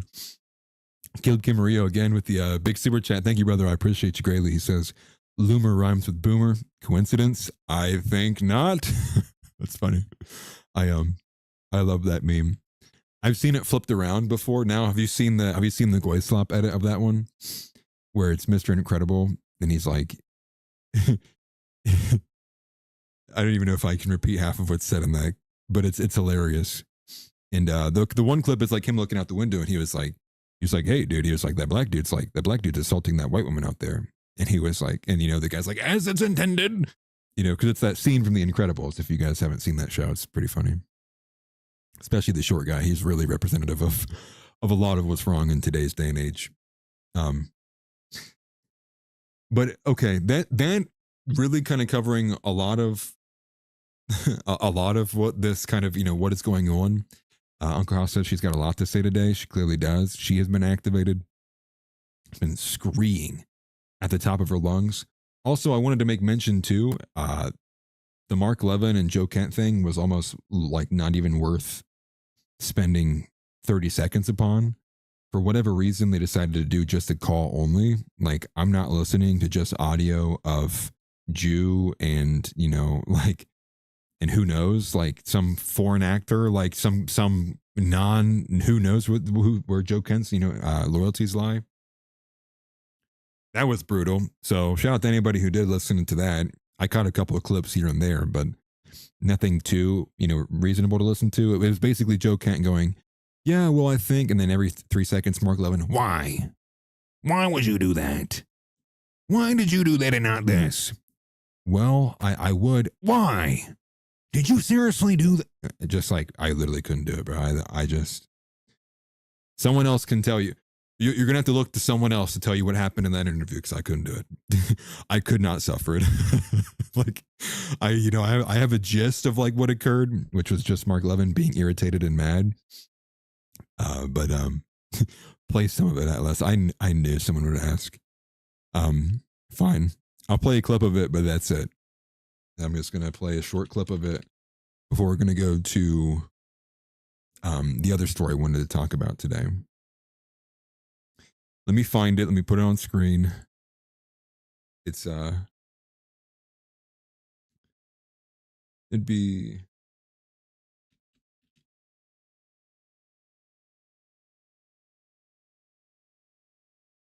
what? That's interesting. There's a random account following me. Oh, here we go. Here's a clip. Is it playing? Is that correct? Well, the president meets with so many different people. I mean, he knew who I was, but by no means was I a primary advisor to him on a daily basis. However, in terms of determining the threat level that Iran posed to our country, I was a key part of that process. So that was very much in my purview. And he rejected your view? I don't think he rejected the view. I think he may have chosen to go a different direction, and I think the vast majority of intelligence and information that he received attacked us under President, and they got to the negotiating table. Like, I'm sorry, I can't do it. I literally can't do it. That was actually a better clip than what I'd heard previously, to be honest with you. The other one I heard was just Levin like going off, not letting Joe Kent speak at all, literally at all. And the other story I wanted to talk about today is a lot more on the domestic side of things, on the domestic scale. There's actually 3 stories I wanted to cover today. I'm like literally just now getting into the second one, and I feel like I kind of did a poor job with the first bigger one. With the giving you the update on Iran and what's going on this side. I feel like I'm like missing something I cannot remember, so forgive me about that. But there was this that was the other one. So the story I'll probably talk about tomorrow, if it's still ongoing, if something else doesn't take its place, will be this Christopher Rufo and Homath battle going on. And if anything, I might actually make that a video, but we'll see. I need videos for this week, and so I'm just trying to figure out where I can find time. This might be the only stream until maybe this Friday from me, actually, unless I can find time to like randomly do it. Just because it's just impossible to find time. So it's like I got to pick and choose. And again, you know me, like I do these shows because I want to be organized. Like I don't want to react in real time to everything. There's thousands of people who are doing that. I want to actually read and like think about things and like give you my thoughts and a bit of a predictive analysis too. Kind of like Professor Chang, kind of like What of All History, but like also thinking the direction of like where it may go to. I'm not the best at it by any means, and I'm just trying to learn from the best. We'll see where it goes. But one of these stories is that I'll talk about perhaps in a video or tomorrow is Christopher Rufo and Homath have been getting into an extreme battle. And Homath, while not being, Christian or Christian nationals, I mean, at least I don't think he's Christian. I don't want to speak out of turn, but I don't believe he is going to war with Christopher Rufo. And it has been, to use the words of Nick, it has been succulent to see the non-stop ratios over and over and over again. Now, many of you might not know this, but Christopher Rufo is a anti-white individual. He has continually pushed very, very, very anti-white individual things. Not even individual things. He pushes them at scale, at large. He's, Heritage Foundation. You also have Manhattan Institute. He hires weirdos and trainees and prior prostitutes to help run his organization. Like he's a disgusting and degenerate human being. And just think of him as maybe a lesser known Seth Dillon. This is kind of the role that he does provide. He is also a gatekeeper. He would also be in this light as someone who holds a high ranking position and then is continually, mainly his whole purpose is to make sure people like you and I never see the light of day, to make sure our ideas get buried and attacked and demonized and scourged. That's who Christopher Rufo is, along with his merry band of other retards who are like him. Homath is pro-white, and that is the element of which he is battling Chris Rufo on. And understand Homath is a guy who doesn't show his face, who entered in on just doing meta-analysis on women and why women's behavior is so bad. Honestly, if you were to ask me who wrote the framework for Myron's book, Why Women Deserve Less, I would say Homath has to be included in that. And I do agree, women do deserve less. That is an objective fact. That's going to get into where we're going actually next. But it has been beautiful to watch. And Homath has been just nailing it. He's been going extremely aggressive, and he's making it very personal. And what people maybe don't know about with Homath is like, yeah, as Hook just says there too, Homath is a very intelligent human being.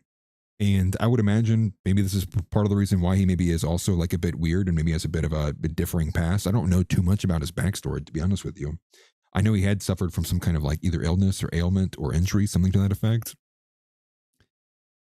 But he doesn't back down. And I will literally rally behind anybody who will put these anti-white freaks in their place.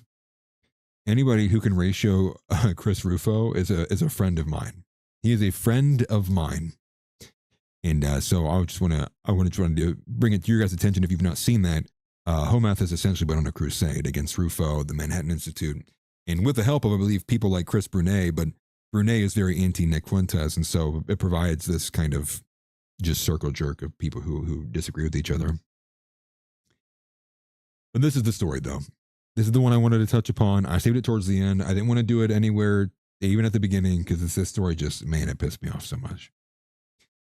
In more ways than one. And this was a domestic story.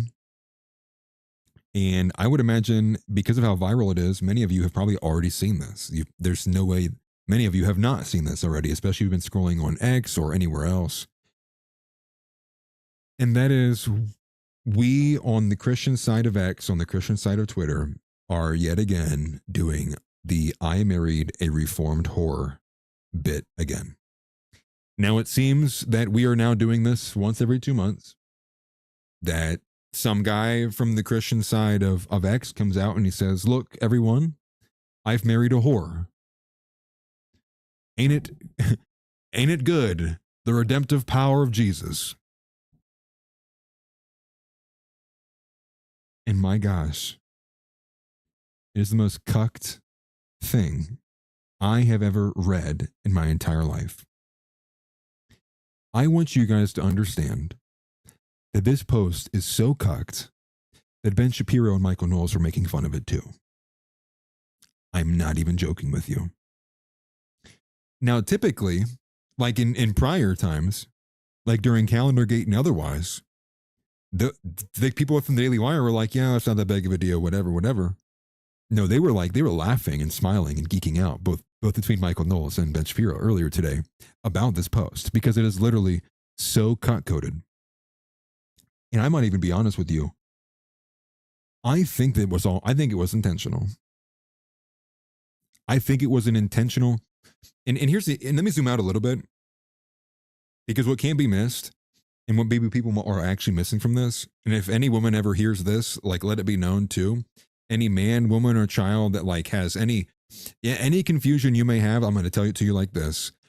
Posts like this are the reason why men will never even attempt to walk through the doors of a church. And it is men like this weak and effeminate beta who is an affront to God and everything that is natural and order and what is righteous and what a man should be, is the reason why we are having the hardest of hard times getting men to be involved in church and go along with the program. Is because of examples like that. Because of broken, false, and disgusting, grotesque, fetishized, and what I think have to be intentional. There's no way someone posts this shit. Let me be honest with you. There's no way someone posts this and thinks, I did a good. I did a good. Like, this is a good thing. So we're going to go to the post in question. And I'm not going to read the entire thing from it. I don't even think you have to. But here it is.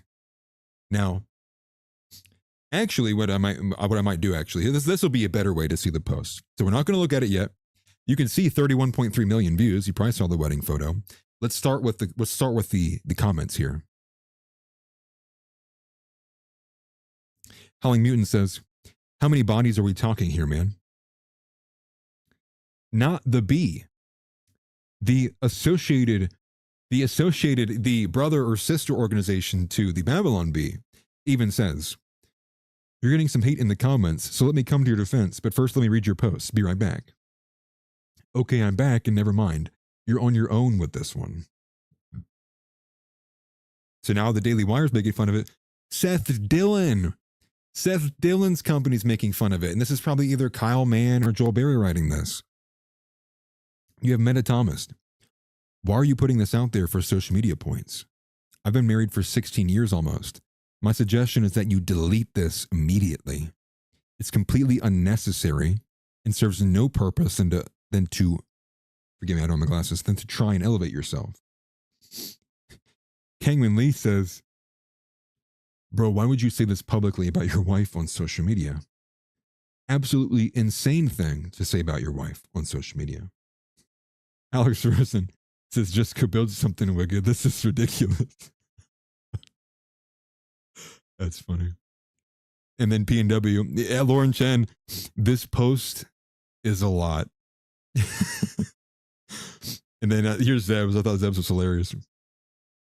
Not reading all that, but what an absolutely insane profile your wife has. So what are they responding to? They're responding to this.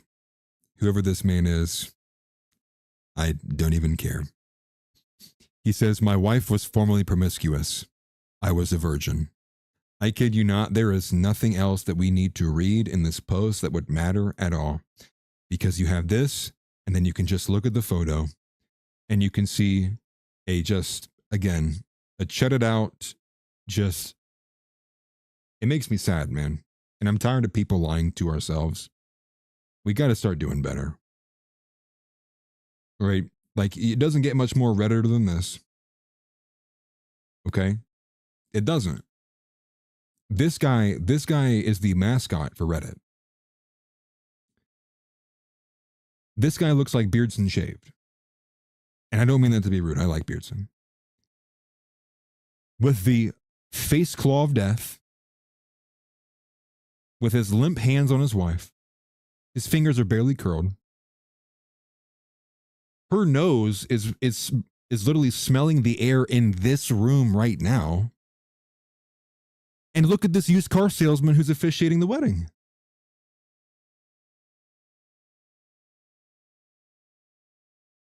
Zero awareness, for one. Literally zero awareness.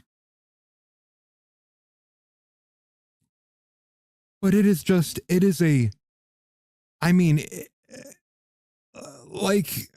oh my gosh. It is just a love letter to him talking about how much he thinks and how much his wife is just like not a virgin. Like, he's just, thank you for telling us this. Like, you know, like and here's the kicker. She's more pure than most virgins, as biblical purity has less to do with past. It's just like, it's so, I just like, look at this ratio. Look at the ratio here.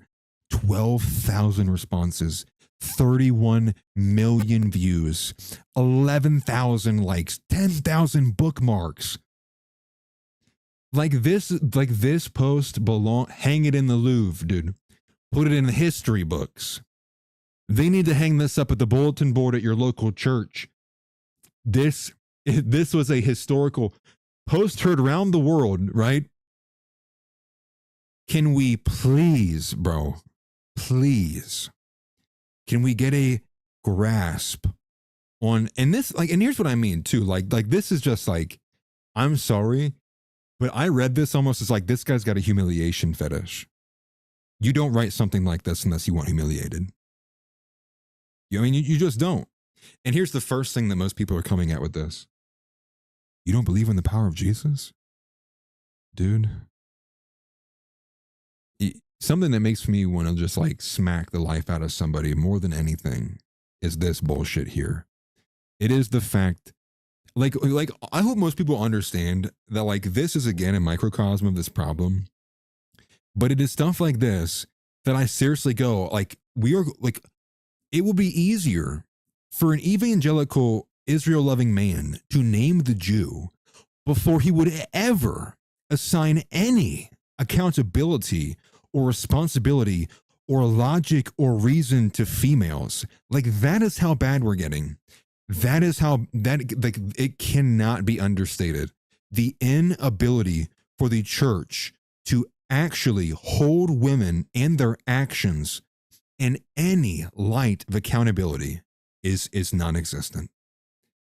And I'm going to be honest with you, the reason why men will not set foot through the doors of church is largely attached to this issue. It is largely attached to that, and everyone can see it and everyone knows it. And I'm telling you, I'm sick of effing saying it. It pisses me off, dude.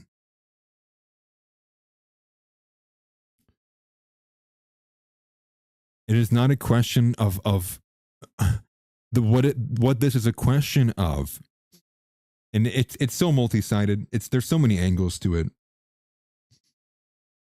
But we are here yet again, that a man who did everything as intended, he held himself chaste, he did whatever, is now still at the behest of a humiliation ritual because he feels so inclined. Because again, and here's the thing, if it's not intentional, he wrote this post because the amount of miles of dick this woman has either consumed through the mouth or on other holes in her body is such an affront to his psychology and his mental ability to think about things that if it's not intentional, he wrote this post as some kind of like traumatic like therapy for himself. He's like writing this out in a way to like cope himself with who his wife is to him. Or on the other hand, what I think is more believable actually is that he did this. He himself is Jewish and he wants men to not show up in church. So I'm telling you, if you want people to not go to church, keep showing them this is what marriage means to them. Keep showing men this is what they have to look forward to.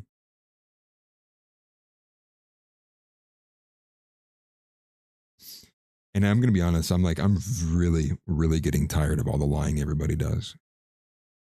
No man wants that.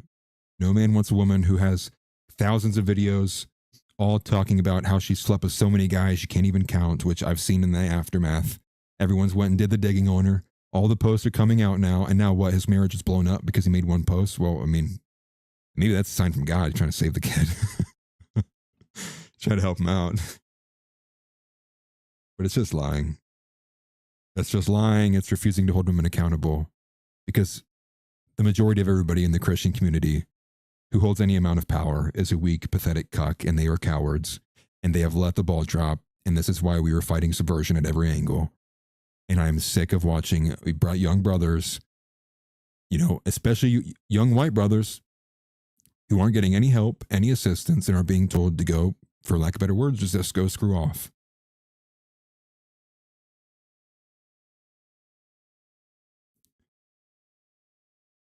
Caring so much about the family and all of this, and family court's a mess. Women are abysmal. Male suicide rates through the roof.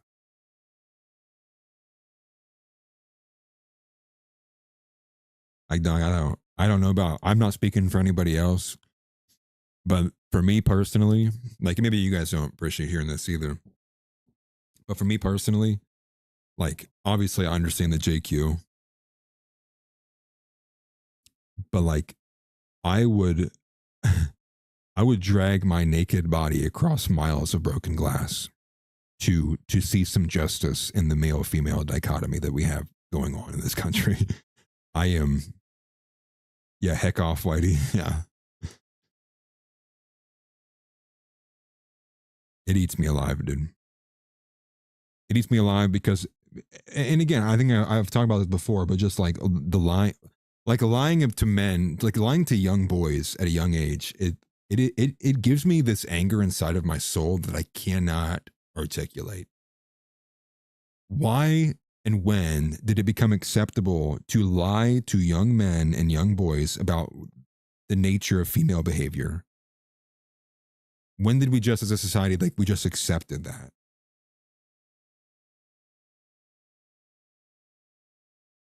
It's actually disgusting. I feel bad for the guy. I don't feel bad for the girl. We need to stop pushing for this. If anything, the push needs to be, I mean, we got to be reasonable about this, right? Because you flip it the other way around, okay? Would you let your daughter marry a 9-time convicted murderer? No. Why? You don't believe in the power of Jesus? No, you use your own human and God-given ability to reason and judge to go, that is not in her best interest.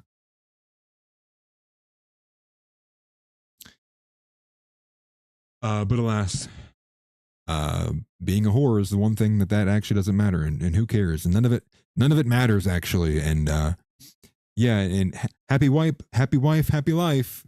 Yeah, right. That's working. Right. That's why the society we're living in isn't burning. Like people, like, you know, our society is described. Most people describe their lives. And most regular people you walk into would describe their life as just trying to survive this hell. Okay, well, the hell they are describing is the American landscape. And the American landscape was largely built off the back of, again, a lot of this organized Jewry, but it is coded in feminism, and it is coded in people who are willing to defend that. It's coded in people who are unwilling to just even recite the simple words that God wrote in the Bible, unwilling to recite, or forgive me, God's words that are written in the Bible, forgive me.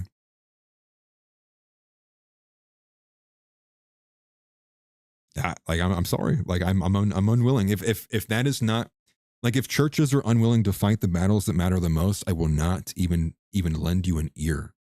I don't care.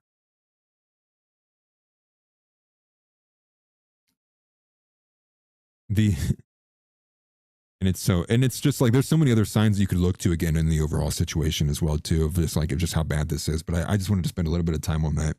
I think Nick had the best take on it, right? Which is like, for most guys, they have to live in reality, and it's very bleak. And until people are willing to be truthful about the actual realities of what are going on, then okay, well then expect that you have a high chance of your firstborn son and other sons and other children in your life harming themselves in ways that you will never probably recover from. Because no matter what we're doing right now, nobody will even attempt to fix that problem. Why? I don't know. I'm tend to mind to think a lot of people are just a bunch of raging pussies. And I think a lot of this is just a bunch of bullshit.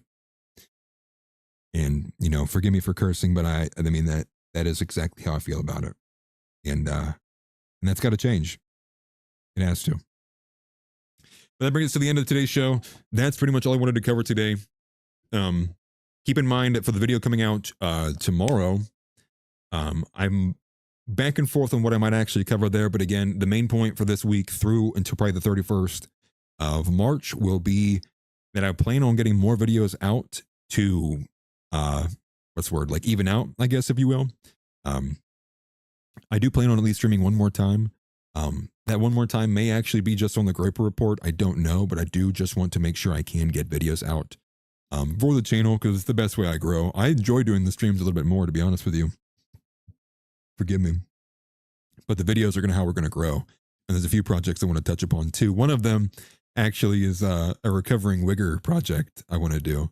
From Wigger to Groper is something I would like to do. And it'd be a bit of a personal project. It wouldn't be too much about anything, you know, newsworthy really, but just be my journey and all the things I saw. I plan on splitting it up like, you know, identity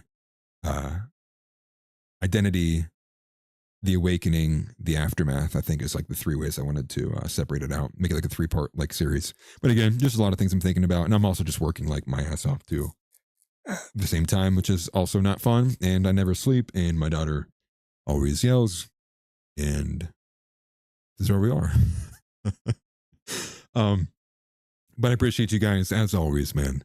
And I'm rooting for you guys. I love you guys. I appreciate all the support you guys give. It means a lot. And I truly am trying to do the best, be the best I can for you guys. I know maybe we don't agree all the time, but I try to lay things out. I maybe the most reasonable way I see things. Obviously, some things are off the table for me. I think they're dumb, but not everything. I'm willing to be open-minded for most stuff. But thank you greatly. And Christ is King. As always, seek first the kingdom of God. Make sure you guys are on your journeys. Make sure you are also actively reading your Bible. That's something I need to get back into the habit of doing. I've fallen behind a little bit too much with my father and my brothers in our Bible study. I'm going to need to catch back up. Probably do that tonight. And, and it just, again, there's nothing more helpful to fight the blank pill than having an understanding of the truth and the word and knowing God and knowing Jesus, and I know there's a lot of other things you can know and try not to black pill on, so on and so forth. But very specifically, like for me personally, it is those moments in the shower where like, I just let the water hit me and I'm thinking like, I'm just having those conversations in my head, with Jesus, thinking about like my position in life and the family and all of it. Right. Like, and I think people need to do that more. And, I need to do it more personally, to be honest with you. I want to get a better grasp on just the faith in general, being able to rip it off like Scott Horton can rip off historical dates. The same way Nick can name, Jews in the administration. I want to be able to do that with the word of God as well and be able to hold that, close to my chest. And a massive super chat, by the way. Thank you, Matt Kim. That's massive. I appreciate that greatly. Thank you. And, as always, again, thank you for the sponsor. Just want to point out too, Faith and Heritage interview should be coming. That'll be two interviews. Be with Brett McEntee and Ehud Wood, as long as they both agree and we can get a date confirmed. We'll have 2 different interviews for them because they were 2 different authors in the book. And yeah, with that, swirlingonbuymeacoffee.com if you want to. And I will see you guys more than likely some point later this week. Probably not tomorrow, but we'll see. Pay attention to the Discord or Telegram. I'll let you guys know there. And deport Kash Patel, deport Pam Bondi. At this point, impeach the entire administration. I do not care. I don't think anybody cares. And any woman over 150 pounds, this is your... No, you're just going. Anyone over 150 pounds, you're just going to the other side of the world. And any woman between 100 and 150 pounds, this is your 90-day notice. That if you do not lose the weight in the allotted time allowed, we will be shooting you out of a cannon to Israel, where you will remain for the rest of your life. And with that, I hope you guys have a good rest of your night. I'll see you guys next time. Take care, take it easy, and be safe. Get up and get out. Get out. Get out. I have a question for you. Say Christ is Lord. Say Christ is Lord. Say it. You say Christ is Lord. Get out! Get out! Christ is Lord!